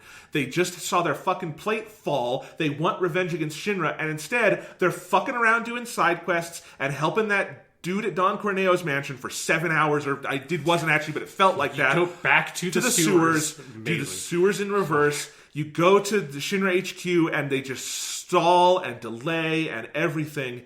And I just was going crazy. And I have never, ever felt a game lose momentum as hard as Final Fantasy VII Remake loses momentum. And I think some of the stuff near the end is cool and interesting, and it's at least a lot more interesting than what you had seen before. But, like, I was so checked out by the time you finally get back to the plot, because this feels like one of the longest games I've ever played, and it is resolutely not. It took me 31 hours. It felt like it took me 90. It was so long. Oh my god. So I think what's interesting here is I think I liked that section a lot more than you did. And I think where, like, for me, what the problem with the pacing of the game is I think the pacing of the story and the pacing of the game are completely out of sync. Because they are trying to stuff a full game into not a full game story. And where the game is supposed to open up and you're supposed to have like a big dungeon and a bunch of cool boss fights and stuff is at the exact point in the story where you need to start cutting down on all that shit. Because we were talking about this a little bit before we started recording, like compared to, like, one of the reasons why I'm having so much fun playing Ghost of Tsushima right now is it's a game that I can just run around and play the game as much as I want. And Final Fantasy VII Remake's, like, core design is it is just you are walking down corridors between cutscenes and then small fights. Like, there are very few prolonged gameplay sections of that game where you are engaging with the primary gameplay systems. There's you know, the side quests aren't even very good, so it's not, I don't think if you skip them, that's fine. But the main reason I did the side quests is I just want to run around. Like, yeah, me too. Just take me off the fucking leash. And so the structure of the game is so fucking bizarre. It's because it's all structured into chapters. So chapter 14 is the one where basically the whole chapter is you either go do the side quest or you can just beeline it straight to Don Corneo's place and do the sewer stuff, and then you go to Shinra's HQ. And so everything in chapter 14 is, you know, that's like the anime filler, right? Like, nothing in that is actually in the original game. You have a hilarious conversation with Aerith's mom where she's like, no, you don't have to go save her. She's probably fine. You can just hang out for a day, you know, it'll be great. And it's just like, what are you talking about? Your daughter's just been kidnapped by the Turks, given to Hojo. Like, what? If we're making the Dragon Ball comparisons again, it would be like if all the Saiyan arc filler was between Gohan getting kidnapped and Goku teaming up with Piccolo to go rescue him, where Goku's like, you know, Krillin, I think it's okay. That Raditz dude seemed kind of nice, so I think he's not going to abuse my child. Yeah. I'm going to go fishing with Master Roshi. Yeah, he said he's my brother, so that means he's Gohan's uncle. He wouldn't do anything bad, right? And yeah, he just goes and does a bunch of other shit, and then Bulma's like, you know what? I think he's like an evil space alien man. You probably should get your son back, Goku. Because that is what it's like. They like come up with this weird justification. And so narratively, it is utterly inappropriate. It is absolutely bizarre. But I was so checked out on the narrative of the game at that point because it was just like, it anywhere near as much as I was like kind of expecting or hoping of adding stuff. Exactly. Because it adds very little. Like the only extended sequence of the game that is original is, I guess there's the ending where they do all their weird Sephiroth stuff. But outside of that, it is just that Jesse sequence. Like that is the only part where they decided here we'll like add in a self-contained narrative that takes place that expands on something. I don't even love that much. Like I think they're like weird. Here's this other soldier dude on the motorcycle. I don't think that character. I think basically almost all of the characters they invented for Remake do not fit into the world of Final Fantasy VII at all. That in design wise, in narrative wise, I think that stuff isn't good. But that section was new. It was different. It was like something else rather than. We're going to spend, instead of it takes 5 minutes for Cloud and Aerith to get to Wall Market, it's going to be like 2 hours because they're going to walk on all the rooftops and sneak through the train station and go through and fight these things and fucking robot hands and all this stuff. And it's like you're just going down through hallways and you fight 1 or 2 fights and then you get a cutscene and then you go down another hallway and 1 or 2 fights and then eventually you get a longer series of cutscenes when you get to the end. And then there's like 3 places in the game where it stops. It gives you a handful of side quests, and you can go run around and do the side quests. There's one at the beginning, there's one at Wall Market, and then there's Chapter 14. And so when I got to Chapter 14, I was actually like, thank God. Because I know what happens when I go to the Shinra HQ. Like, I'm not, like the pacing of this game is so fucked at this point, I'm not invested in the story. But I had come around where it's like, I actually quite like the combat system now, because I came around on it a little bit after that Hell House fight where I think like where eventually once you get 3 characters again, I think the combat just gets way better because you have way more stuff to play with and your materia is more leveled up, and I think that's probably one of the big reasons I like the combat more in that section. So it's like I was just happy to be able to go back, revisit some places, you unlock fast travel and all of that. But one of the things that's like infuriating about the game is all of that stuff only exists in Chapter 14. So when you beat the game, the only way for you to go, and if you want to, like, you know, go use that fast travel that you unlocked by going and finding the fucking chocobos, you have to go to the chapter select, go back to Chapter 14, and you have to find the chocobos again to go do the fast traveling. Because the game is so broken in terms of its design as a video game to accommodate a story that's not designed for an RPG.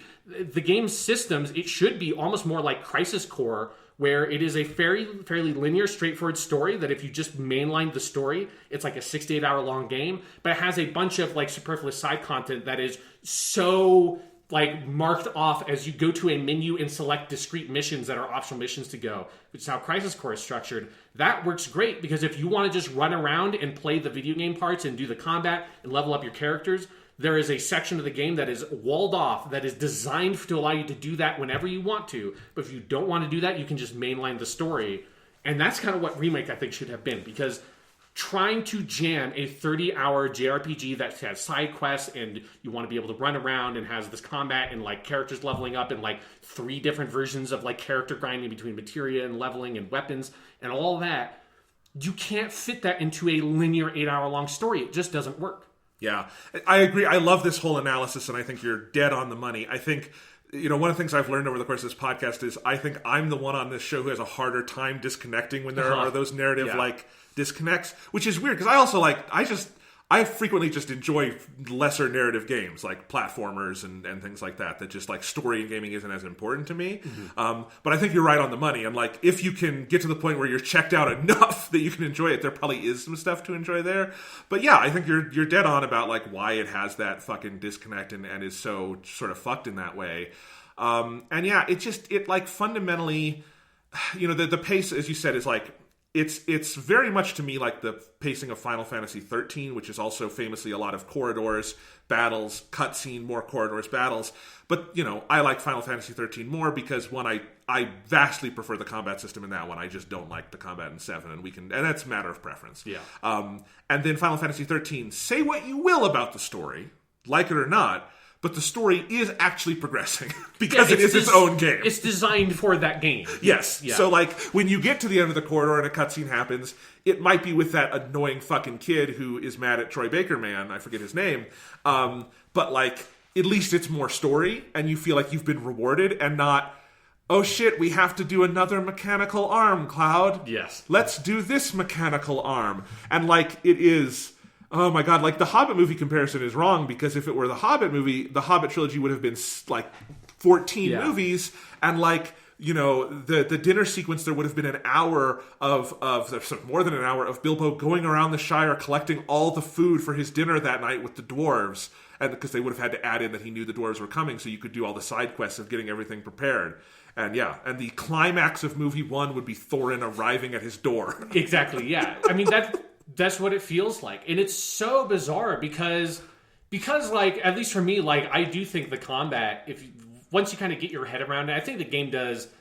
I think like the combat mechanics are really good. I think a lot of the systems around the combat and some of the enemy design is bad.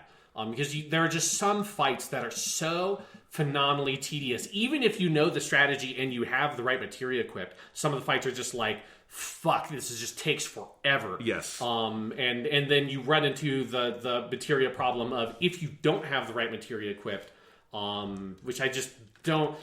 The only materia system I like is the Crisis Core one, because you only have one character, so you're not balancing materia between different characters. And I think that just like makes it so much more fun. Yeah, you're not constantly going into the menus and like swapping them all around. Yeah, you don't have the problem that both the original game and the remake has, which 90% of the game only asks you to have 3 sets of materia, and then right at the end, all of a sudden you have to have 4. It's like, when am I supposed to level up a 4th character's set of materia? How, like, why? Like, fuck off. There's no, like, the only way to even do that is to grind, but your game is so fucking linear, there's almost no opportunities to grind even if you wanted to, because you have to stop at the exact chapters where you have access to the Corneo Coliseum, and that's kind of it. Like, or you run around and hope that enemies have respawned in the handful of very small, free roamish kind of areas. So it's like that materia stuff I think is really rough.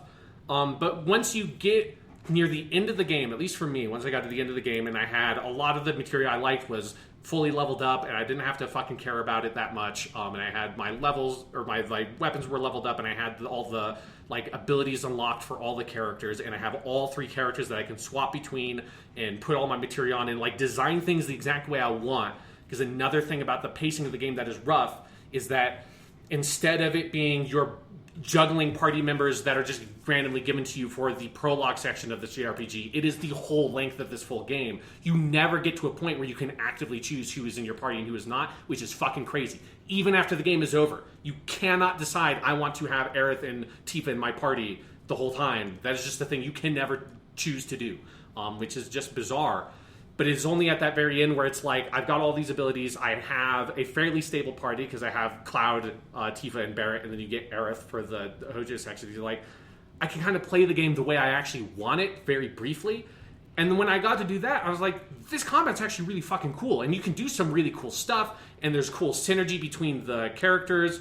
And a big thing for me was realizing, like, the dodge on Cloud sucks, so just don't do it. I'm so programmed by Dark Souls games to roll all the time, and Cloud's roll is terrible. You should basically never roll with him. He should be in that Punisher mode like 90% of the time, and you block, because when he blocks with Punisher mode, he does a counter. So I don't know if the game ever actually tells you that happens, but he does. And so that is like, once I kind of got my head around it, because I think, again, the enemy design and stuff is not good at teaching you how to do some of that stuff, I really enjoyed it. And then the game was over. It was like, no. Like, and it was like, I enjoyed that Hojo sequence, outside of the, like, it's kind of annoying that my party is split, so my materia thing is kind of fucked. So it's like, Barrett just always gets the short end of the stick in Final Fantasy. To me, it's just like, well, you just get the leftover materia, because Aerith's back, so all the Aerith materia I gave to you before, I'm giving it back to Aerith, so you've got 100%, that was me too. Yeah, you've got like a level 1 fire, a level 1 healing spell, and then just like some random shit I got from Chadley that I haven't put on anyone else, so it's like, you're the item master now, Barrett, congratulations. The items, which if you want to play it on the hard difficulty, you can't use items on hard, which I saw that, I'm like, well, I'm not ever playing hard mode, because that's just stupid. That's fucking dumb. Oh, I didn't know that. Fuck. It's like, thanks for giving me this item master material that I had leveled up, and then you can't use it on any of the hard challenges. So there is this crazy tension to the core fighting, I think, is actually really fun if it's set up right. And so some of the, like, Corneo Coliseum and the VR missions and the like summon fights you can choose to do, where you can like go in prepared. When the game gives you the handful of scenarios where you can do that and you have all that stuff, I think it's really fucking fun. But there's so few opportunities where you get to do that, and it's just so frustrating. And then when it feels like the game is supposed to really open up the game in terms of gameplay design, it's over. Yeah. And the post game is so poorly designed that it doesn't facilitate you being able to go in and do stuff. Like if you, for instance, like I did, missed one of the Aerith Coliseum challenges, which is very, very easy to miss, which gives you like a skill book to level up some of your skills, which is the only way to get the characters to maximum weapon level, which I wanted to do and then just gave up on when I realized what I'd have to do. If you missed that one Aerith Coliseum thing, the only way to re-access it is to go into the chapter select, go to the beginning of chapter 9, which is the longest chapter in the game. It's the full wall market sequence. You have to play through almost that entire sequence to get to the Coliseum, beat the Coliseum, unlock the Coliseum challenges, and then go in with Aerith in your party and do it. Because that chapter, and the end of that chapter, is the only time you have Aerith in your party, because the only time you can only have party members as mandated by the story, even once you've beaten the game. And then you have to get to the end of that chapter to play that, to unlock that like tome or whatever, that it gets her more weapon points. I saw that, I'm like, what maniac fucking designed this game? How would you design it this way? How is there not a post-game thing where I can run around the mid-car sections like in Chapter 14 that just has all the stuff unlocked that lets me do all the optional boss fights and stuff? It's so convoluted that even when I was honestly enjoying the game at my most, which was that gameplay stuff at the end, I was really excited to do the post-game stuff, like the day or two before Ghost of Tsushima came out. And then I saw what I would actually have to do it, and I'm like, I'm good. I'm tapping out. Like, it's not worth it to jump through all these hoops just to play somewhere where this combat I grew to like. So I largely agree with this, and I think you're right, because I think the core combat system, I would agree, has a lot of strengths to it, but it's just, it doesn't really even matter to me because the game design around it is so shitty. Yes. And and part of it is for me, I think I have a lower tolerance than you because I don't really like these active RPG combat systems that much to begin with. Like, I like action games like Sekiro, Dark Souls, God of War, Ghost of Tsushima, where it's like not really I know Dark Souls is an RPG, but it's a little different kind of thing. Like the RPG stuff, like a handful of skills and like some stats that dictate your damage, but it's not. Yeah, like you press R1 and your dude swings the sword once, versus Final Fantasy VII Remake, where it is this weird blend where it's like you press the attack button and Cloud will swing his sword, but it is like he might swing it 2 times and do this weird flip in the Punisher mode, and it's like more this weird, you're sort of selecting attacks from a menu, but they're sort of real time. It is a different thing. I'm someone who, I've said this before on the show, in my heart of hearts, if I could have my own perfect little world, The Witcher 3 would be a game where whenever Geralt meets a monster, there's a Dragon Quest style battle instead, and you have like those kind of, because I just don't love the combat in that game. It's fine, but it's like not my favorite kind of thing. Like, I am definitely someone who likes turn-based combat. Like, gun to my head, if you said you have to play a bunch of the Final Fantasy VII Remake combat system versus the original FF7 combat system with your ×3 toggle, I would 100% pick the original game. That's crazy. But if you took away the ×3 toggle, I would say fire the gun. I don't want to do either. Just shoot me and kill me. I would much rather play a lot more of the Remake combat than I would Final Fantasy VII, but like I would prefer Final Fantasy X, Digimon Story Cyber Sleuth, yes, 100%. Dragon Quest XI, like that kind of like good turn-based combat. I would like I think where I would like them to go is at some point, if you want to just make an action game, just make it an action game, because they're like so close to it just being an action game, and it's not quite there. And I think that's part of the reason why it took me so long to adjust to it. Is I was thinking of it like an action game, and the only character you can kind of play that way is Tifa, because she's very responsive and she's got a really good dodge, especially if you put the parry material or the dodge material, whatever it is on her, and she can just like roll around really fast. That's kind of more actiony, but it is this weird hybrid that I think it probably would be better if they really just committed one way or the other to it. I totally agree, because there's no reason you couldn't, and you could, because that's the thing is that when I say it's like Dark Souls, there is a lot of RPG stuff, but it's in the menus and in like the world. It's not in the active, like, I'm out here fighting. You don't, while playing Dark Souls, like stop and go into a menu and switch a character and do 5 things and then go back. It's active and you're in the moment, and the Final Fantasy VII Remake combat actively prevents that being in the moment. And so I really, for my money, would love I said this before many times, but like some way to more directly control characters when you're not directly playing them really drove me crazy near the end of the game. And some of that is just that you're so constantly having to switch party members, so you're never getting used to the team dynamics of one team.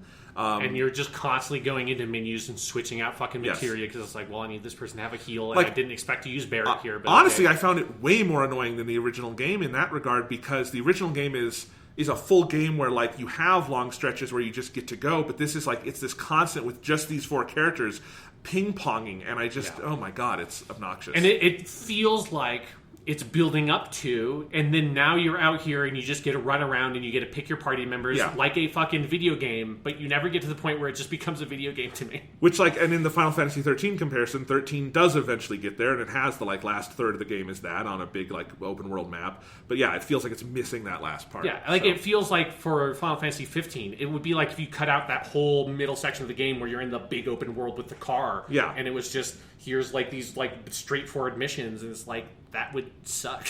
Yes.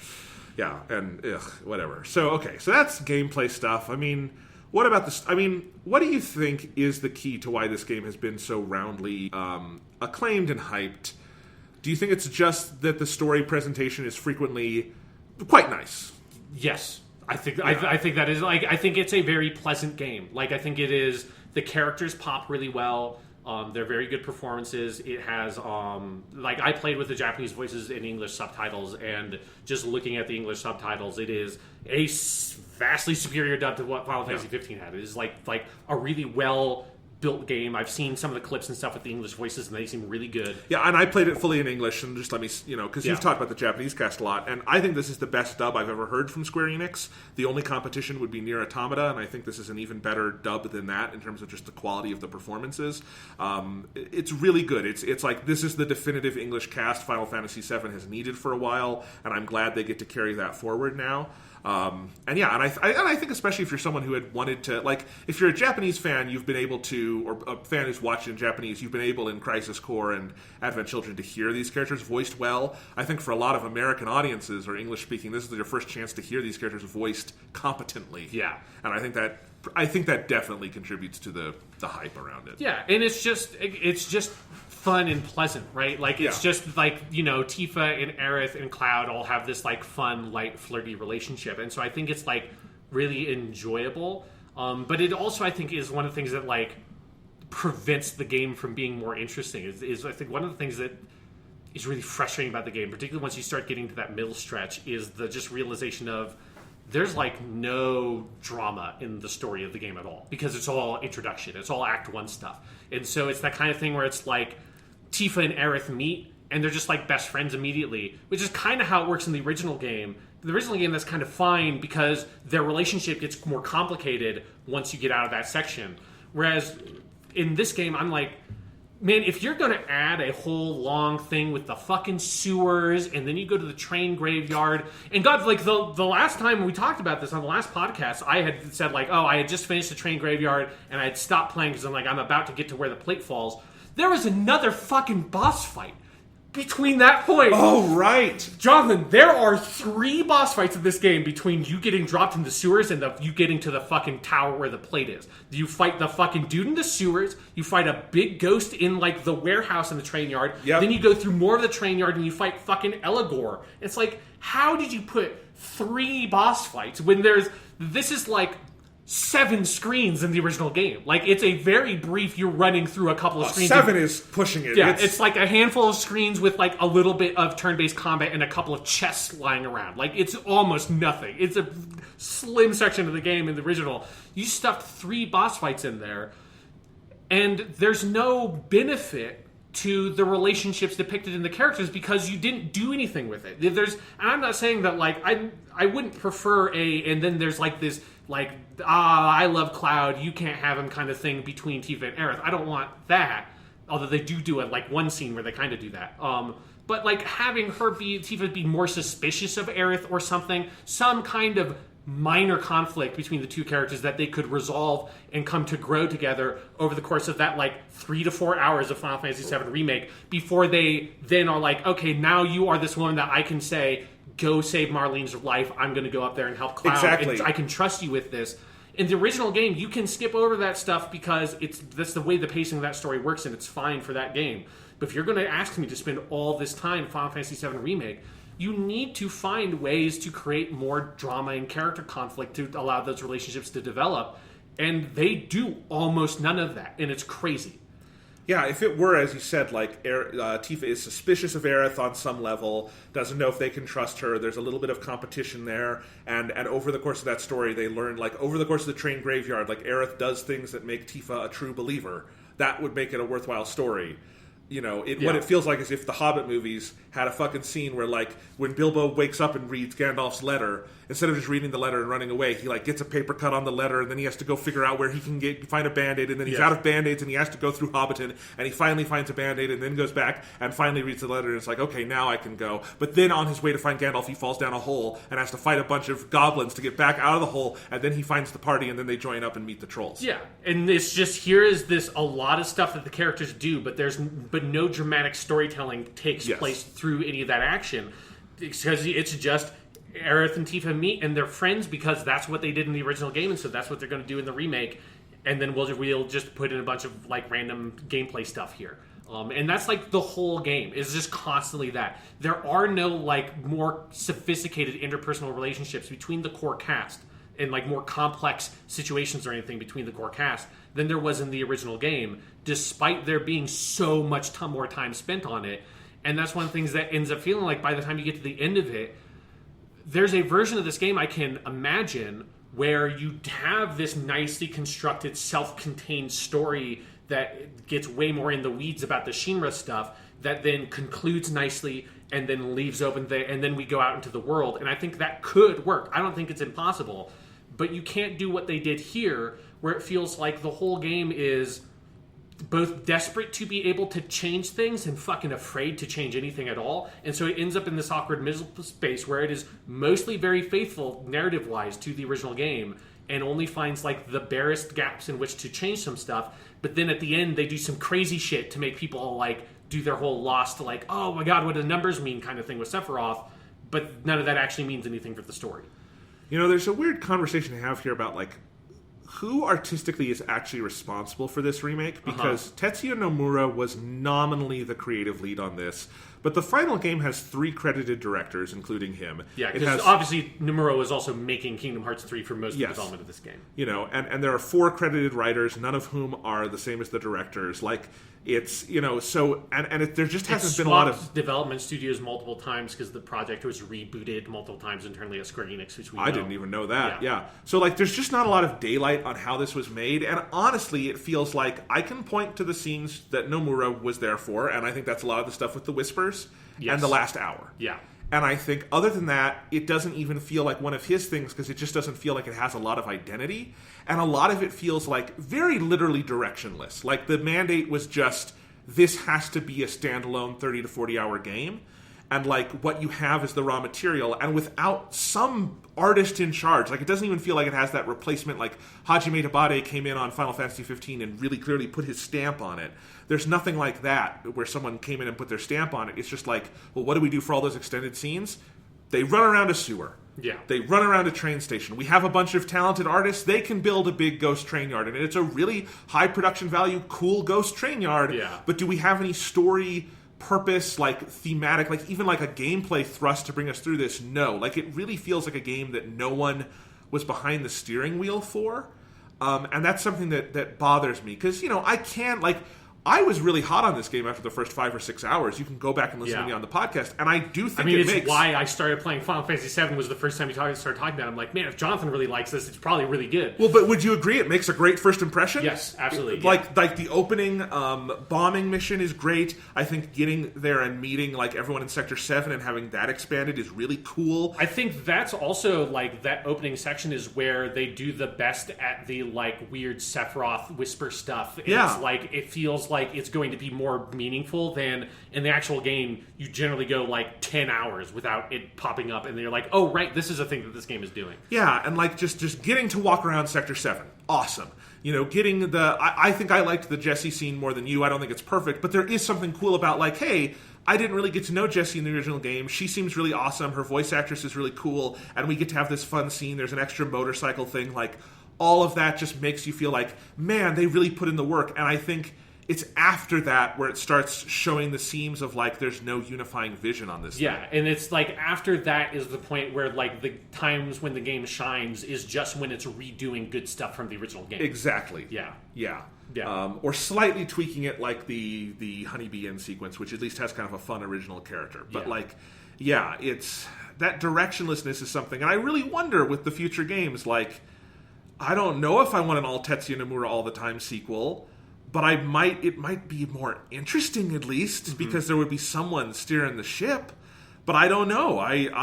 Because some of the main like Nomura tinted storytelling in this I fucking hate, because I think, to me, what I walked away from, and maybe now we can talk about the ending and some of that, is it seems to me like the organizing principle of the Final Fantasy VII Remake project is to make goddamn sure no one who died in the original game will die in this version. Because all of Biggs, Wedge, and Jesse are very clearly coded as living at the end. Like, Wedge seems like he died a second time, but he'll be back. And like, I think it is... They might as well be flashing a giant neon sign at you through a lot of this, that the main purpose of this remake project is to do a version of Final Fantasy VII where Aerith lives. Yes. That is... I mean, what they're going to do is they're going to get to the scene where Aerith dies, they're going to play that scene, and then it's going to be like... And then Cloud does, like, makes a deal with the Whispers and goes back and saves Aerith, actually. Because they really want to have their cake and eat it, too. They want it to be exactly the same... And they also want to do crazy bullshit to make it different. Yes. And Thomas actually told me about this, because this is funny. He was playing through it, and he got to the scene with the plates, where the plate falls. And he's like, man, that was really affecting how they killed Jesse, Biggs, and Wedge. And I agreed at the moment. I thought they did a great job with it. And he's like... And I said, because I didn't want to reveal to him that they all... So I'm like, Thomas, it was And he goes, oh, is there... And I'm like, no, No. And he goes... Because, I've played all of Tetsuya Nomura's games, because he's a huge Kingdom Hearts fan's a strong word, but he, like, has played them all and likes them. And he's like, and, the thing that bugs me the shit most out of his games is that he never kills anyone.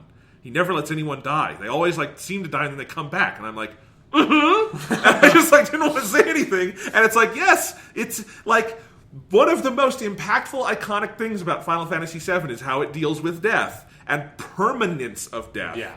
And it seems like Tetsuya Nomura's goal in life between Advent Children and this remake is to make a version where there are no consequences. Yeah. Which is what everyone wanted. And so that's where you get the end of the game, which it's really weird. So, I mean, it seems to me what they are doing is that some version of Sephiroth is trying to defy fate, and he is trying to change the events of Final Fantasy VII. And I think it's important that there are effectively two different Sephiroths in this game. There is the quote-unquote... I mean, Sephiroth is dead in original Final Fantasy VII, so it's like these remnants of him in Genova.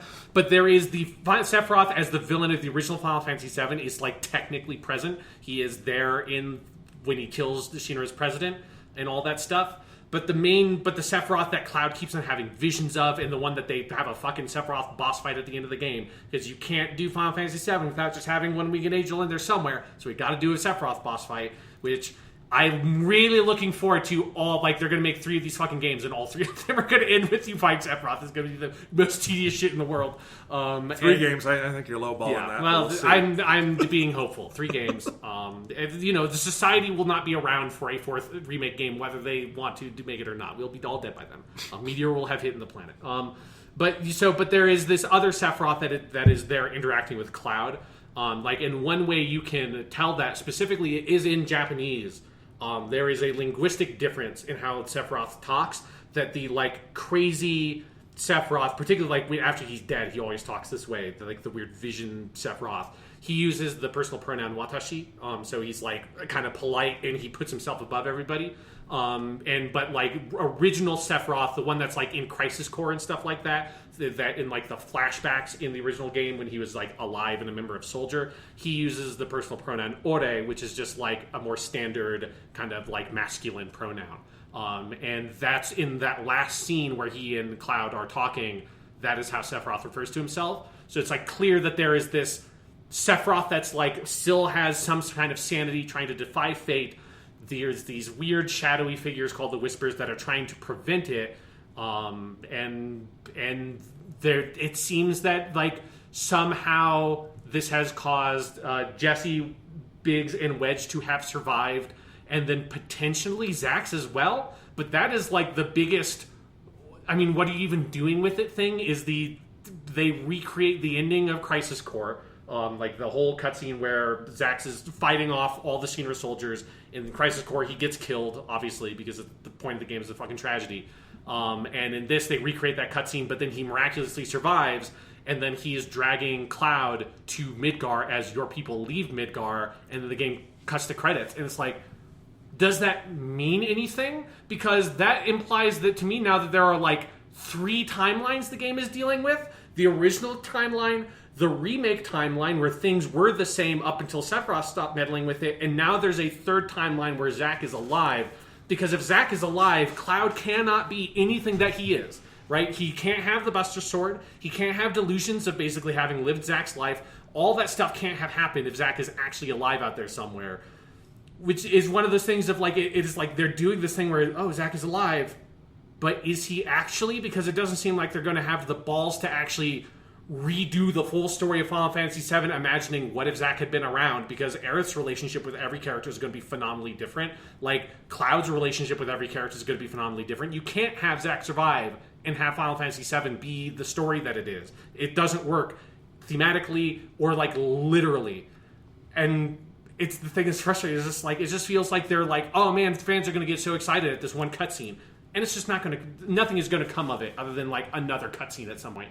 And it's not going to be a meaningful addition to the story or anything. Yeah, like it's kind of an either or, right? Like either you do, and this could be interesting if they did a Final Fantasy VII pseudo sequel where it's a what if Zack lived, and then you go through the story that way, and that would be an interesting game to play. Yeah, because there'd be like mystery and like there'd be a new story to tell that way. Or you do a full remake where things are allowed to be different along the way, which is fine. But how do those two coexist? Because that would have to be like 2 parallel games going next to each other. And like, do you cut between them? How do you have kind of the open world map that you're traveling on if you're also going to do this thing with Zack and Midgar? That seems like it elongates the project that you have to do, and it's like, it seems exciting in the moment. I think it's a good like scene visually and everything, but like, I mean, it's a good scene visually because they're just ripping off Crisis Core, yeah, but like, which is very good. But the question is just, what do you do with it? And to me, it just, I don't know. It feels like, and it's weird because under all of that, there is this exciting idea of having this be essentially the prologue to the overall remake project. But at the end, you've created a narrative justification for doing a remake project where you're allowed to mess with things and make things different and stuff, which could be interesting. But like the maximalism of it and the confusion of it and like the just sheer, it is just a Kingdom Hearts game in the last hour. It's just Kingdom Hearts shit. And like, I don't know if anyone needs or wants that, and it's wacky. Yeah, and I mean, because the game like opens up all these doors of possibility, and it's like, and I do find the idea of like Cloud and Sephiroth teaming up interesting, but then they like throw it away, right? Because he reaches his hand out to Cloud, and then Cloud's like, "Nuh-uh, I'm gonna fight you." Why? I don't know. I like have no idea, because it's part of the thing that like messes everything up. Is I have a hard time now kind of understanding what is going on with Cloud, because his whole identity and memory thing is already fucked up, and that has like translated from the original game. And then now they're like layering this other thing on top of it where he's occasionally having visions of Sephiroth that I'm like, was this a thing in the original game? Because sometimes he has like weird visions and stuff in the original game. But I don't think they're flashbacks. They're it's like there's just like weird, it's like I don't know what he remembers, who he is, and like I just feel like he kind of, this specific version of Cloud kind of melts away into that ending and becomes this Cloud. Like it's just, he's just the aesthetic of Cloud, but none of the characterization of who he is at this point of the story feels like it exists in the person who's fighting Sephiroth at the end, right? It just doesn't, none of it makes sense to me anymore. I really have no sense at the end of this game how in the next game they just settle in and tell a story. And that's the biggest problem, because this is the point in Final Fantasy VII where it settles in and tells a story. It's the end of the first act, right?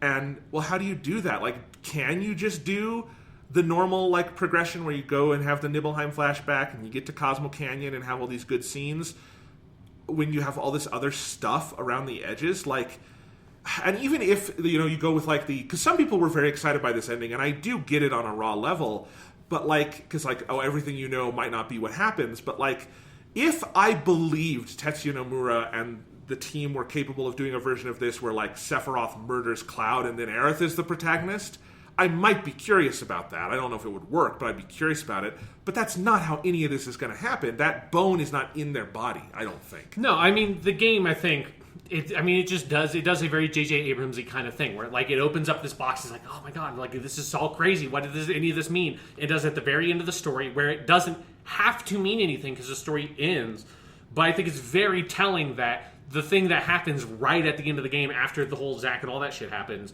is they're just and I guess we'll have to go find Sephiroth. And they just end up somehow, they have to put them in the same place they are when they leave Midgard in the original game, which is they leave Midgard to go find Sephiroth.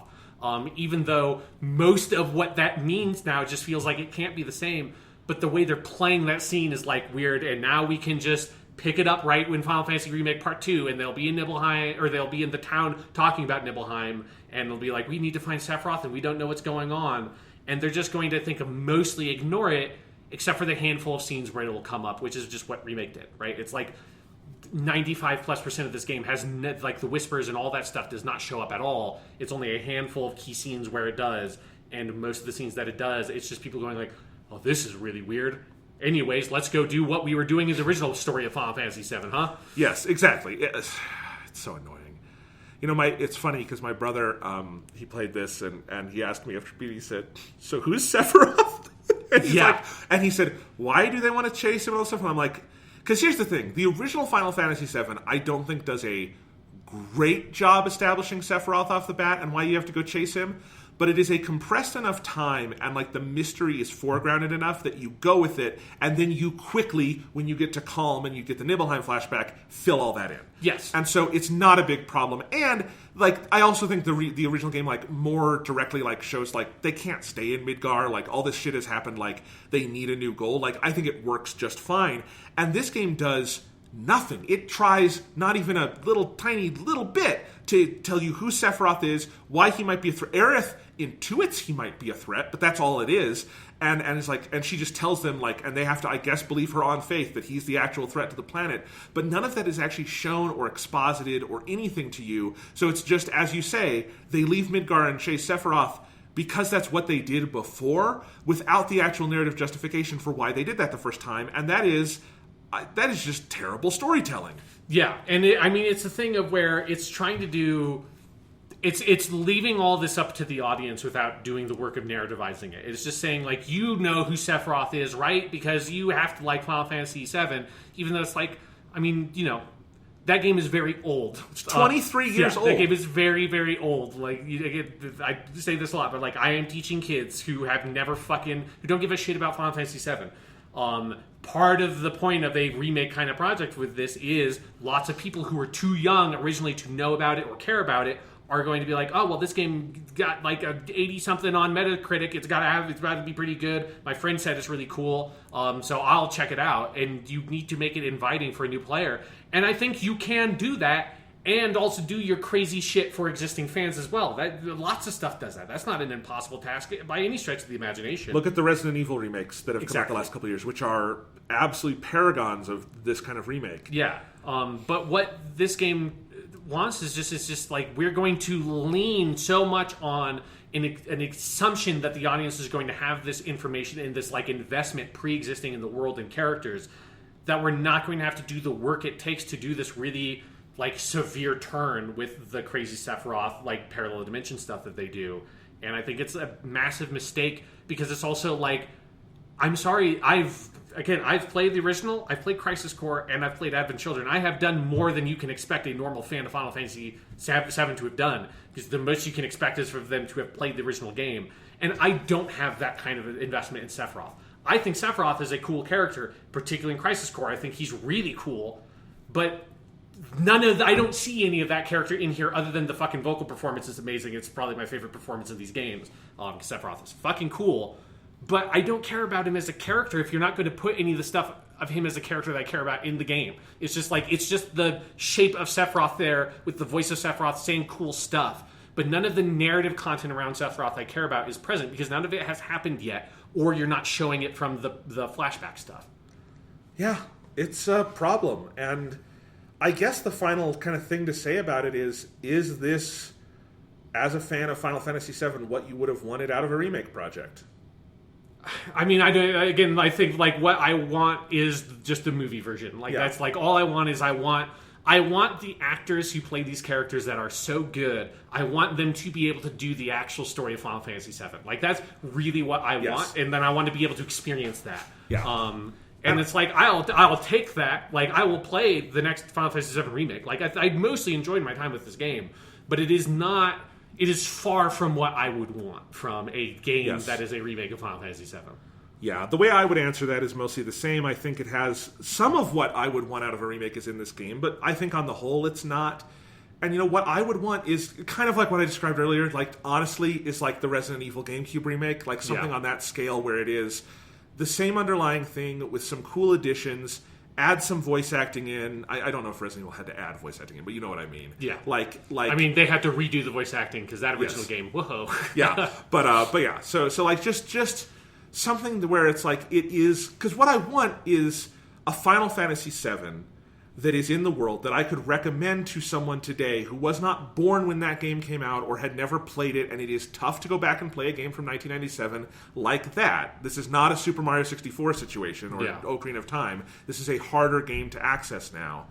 And I could point to and say, this is not exactly that game I loved, but it is all the good stuff kind of in a new package that is more accessible, like the way you can with Resident Evil 2 and 3 now in those remakes, where like they don't, I think, entirely supplant the originals, and the originals have an important place in game history and should still be available and accessible and out to be played. And I actually wish with those that like maybe they had included the original PlayStation versions as bonuses, because that would just be a cool thing to have, because we have no PS1 games on PS4. Yeah. But like something like that, and that is so resolutely not what this is, that I'm actually surprised by how many people are satisfied with it. Yeah, I mean, I feel like it is this like very simple version of the most iconic piece of Final Fantasy VII that isn't Aerith's death, which is the Midgar stuff. And it's the thing that I will be really fascinated to see the reception of once they go out of this, with like assuming that that the next game is going to be mostly just, it is that section from Final Fantasy VII, presumably up to where Aerith dies and whatever, and then they'll do their crazy thing where Aerith secretly lives, and it'll be like a post-credit scene. It'll be like, and we'll have to deal with this in the next game, but who knows how they will do that? I don't know. She'll be hanging out with Zack back at Midgard. You'll never have to see her, because if Aerith is alive for the beginning of this game, everything about the end of the game is completely fucking different. That's probably how they'll fucking handle it, because that's what they want to do. So assuming it is still basically just the middle section of Final Fantasy VII, I'm curious to see how people receive that, because it's not the like stuff that I think has survived in popular memory about that game, even if I think it is better. Yes. Because it's what I like more. Like, I'm just curious to see if people will be immediately attracted to it, because it's not cool cyberpunk city and like introducing the characters, which is always a fun thing to do in any story, is meeting your characters for the first time. It's more like thematic work. It's like big empty deserts, which is cool from a story perspective because the world is dying and you need to experience that, but it's not sexy, right? And I think that I'm curious to see if that's going to be a problem for the remake, is it's going to get outside the things that people who played the game once when they were kids and really liked it, but have never gone back to it and seen it from like a more sophisticated view and only have their childhood memories. Like, I don't know if more Final Fantasy VII Remake will hit those people other than when you get to Aerith's death.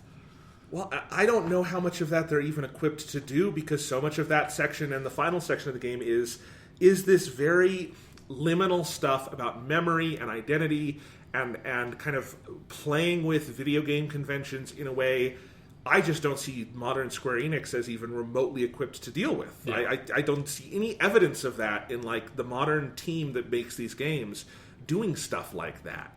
And I really question... And I question, like, if you have to expand all that into a 3D world the same size and scope as what they did with Midgar, what the fuck that looks like and how that's even feasible. If you have to actually get the story moving, like, obviously, if you did more of Final Fantasy VII at the pace they did this, it would be like 15 games, because it would take so long.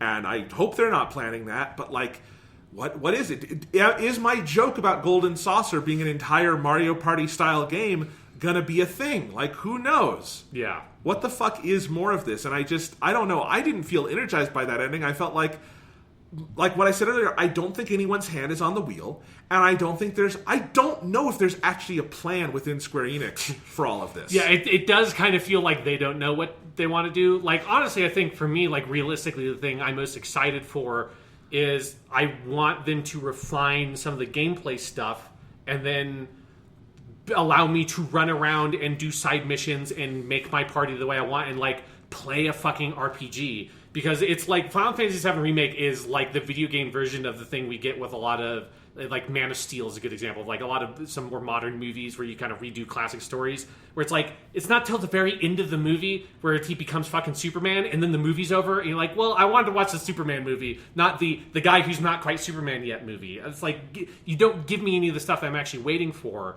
And that's kind of what Remake feels like. It's just like, I get to the end, and then now is the point where the video game starts, and I want to play the video game. I think that would be fun. Like, some of my favorite stuff in Final Fantasy 15 was just driving around that world and doing the combat and leveling up my characters and doing side missions and just living and vibing in this cool fantasy world.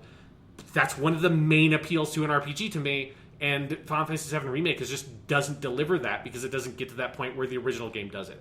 Because an ideal part 2, in my mind, minus all the weird Zax and Sephiroth shit, would be like basically a kind of small open world game where the world map from the original becomes this like big traversal area, and there's different towns where the story can take place. And frankly, you would do it all in one game, and it would be longish, like 60 hours to do the rest of Final Fantasy VII. Maybe you split it in two, but that map is your basis for doing more of it, kind of like a disc 1, disc 2 thing. Yeah. And you just tell the story from there. Maybe you add some cool stuff like a Red Dead Redemption 2 style camp that everyone stops in, and that's where you have cool character moments, and you can build that up as you go around the world, and something kind of like the car in Final Fantasy 15, but based on the different vehicles you get in the original game, and you just tell the story on that bigger scale. But one, that sounds like it's a bigger scale thing than they want to do if this is sort of episodic, and two, if you have all this other stuff where the Whispers and a parallel universe Zack, I don't know how that meshes with my vision of that game. Yeah.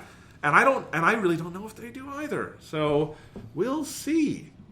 One thing I will say is it's clear to me that either this is another facet of the parallel world, or you can just look at the Final Fantasy VII Remake as firmly non-canon, because everybody has smartphones in Final Fantasy VII Remake, and that's horseshit. We all know they have flip phones. They have sponsored Sony flip phones in the world of Final Fantasy VII. They do in the original game, they do in Advent Children, and they do in Crisis Core. And so when I saw, like, I think it's Heidegger has his fucking smartphone, I'm like, this is bullshit. Yeah. No, nobody has smartphones. Everyone has flip phones. And I was insulted when I saw that. Like what I want is Cloud from the original game to, like, appear and meet Cloud from this remake, and the way you can tell the difference is that Cloud from the original game has a fucking flip phone. Do you want to say anything about the music? Because we mentioned that earlier. Oh, yeah. It's phenomenal. Like, it's so good. Particularly, like, it's really good in-game. It's also just, I've been listening to the soundtrack a lot. It is phenomenal. I think they do such a good job of retaining the core appeal of the original songs while also making them their own tracks. And I think that's always the difficulty in a remix, is making sure that it's not like the original melody that you like disappears or something because there's so much other stuff going on, but you also don't want to just be the exact same song. And so I think they just, like, top to bottom, Uematsu, who came back, and then the team of people that he worked with to make this, like, huge score. It's like 7 discs plus a bonus disc of the radio songs. It's phenomenal. There's like 7 different versions of the Final Fantasy VII battle theme, which is a plus because they're all really good. Absolutely. A lot of the, like, really gnarly songs from the original game also are, like, brought back and made even better. Under the Rotting Pizza with, like, good actual instrumentation is such a cool sounding song. The guitar in it is great. And in particular, I think my favorite track, and probably the biggest improvement, is a track that's fine in the original game, but it is one of my favorites in the remake, is the Wall Market theme. And it's one, like, kind of, like, thing I have an issue with the remake, is the Wall Market theme is not used when you're running around Wall Market. It becomes, like, the theme of those, like, the weird, like, the trio of, like, bandit dudes who are fun. But, like, they have, like, the bum, bum, bum, ba-dum, bum, bum. That theme plays with them. when the theme that plays when you're running around Wall Market is fine, but it's a bit generic. It's like, why? You made the coolest fucking version of that Wall Market theme in a way that I would have never imagined that theme could sound so, like, just nasty, and I love it. And it would have made that Wall Market section, which I think is a fine section of that game, but I think it would have sold me on it even more if they had this gnarly fucking song playing while you ran around. Yeah, absolutely. It was, so Uematsu oversaw some of this. He wrote the new theme for the game, and then it was Masashi Hamauzu and Mitsuku Suzuki. And Hamauzu in particular is a big Final Fantasy guy. He co-composed 10 with Uematsu, and he was, honestly, if you break down the tracks, he wrote the best tracks in 10, and then he did 13 solo. And so there is original music in this game as well. Yes. And I think generally it's good. It's not... Like, it sticks out because we all know the Uematsu music so well, but I think it's pretty good and it fits, like, tonally and everything with it very well. But, they definitely brought their A-team to do that, and it's very good. And if nothing else, I'm glad we have that soundtrack to enjoy alongside the original. Yes, and I am excited for the remake. If nothing else, I want, like, their full version of the Yuffie theme, which is one of my favorite themes from the game. And there's a radio version of it, but it's not the same. Like, I want the full, proper, redone version of the Yuffie's theme. I did. One of my favorite things to do in the game was finding the different jukebox themes. Those were fun. I love the fucking Stamp song, the weird, like, Midgard, like, Shinra, like, ad propaganda song about their dog. It is very good. Yes. The Japanese version in particular, which if you have the soundtrack, you can listen to the Japanese version. So the English one is the one that's in the English release of the game. The Japanese one, I think, is particularly... Because it's a Japanese style kind of ad song, so it's like it fits more in with that language. It's like, fucking man, this song is rules. It's so good. Yep. All right. Well, I think that's enough Final Fantasy VII for today. Do you think we did it justice? I've been looking forward to doing this podcast for such a long time. Yeah, and me I too. really enjoyed it. Me too. I'm really glad. It feels like a big weight off my... This has been like a project we've, I think, wanted to do low-key for years. Yes. And now we got to do all of it in one go is great. And we're ready. When Remake Part 2 comes out in 2027, we will be ready to point to this episode. We'll be in like the 800s by then. Yeah. But or we will have started our new podcast or our third or fourth new one by then. Weekly Suit Gundam will have been long canceled. We will be on the Weekly Suit Gundam 2 where we go back through it again, but like backwards or something to make it fresh. Yes. All right. Next week, we will probably talk about Ghost of Tsushima. We will also have the Xbox event from Not E3, and it is possible there will be a Nintendo Direct this week. By the time you're listening to this, you will probably know, but the rumor is it's Monday, so we'll see. But we'll probably have some Not E3 coverage. So we're just going to keep on trucking. Busy month. But yes, this was the Final Fantasy VII episode. We finally did it. And between now and when Remake Part 2 comes out, I need to find some way to get my hands on an old Japanese cell phone so I can finally play Before Crisis in the way it was meant to be played.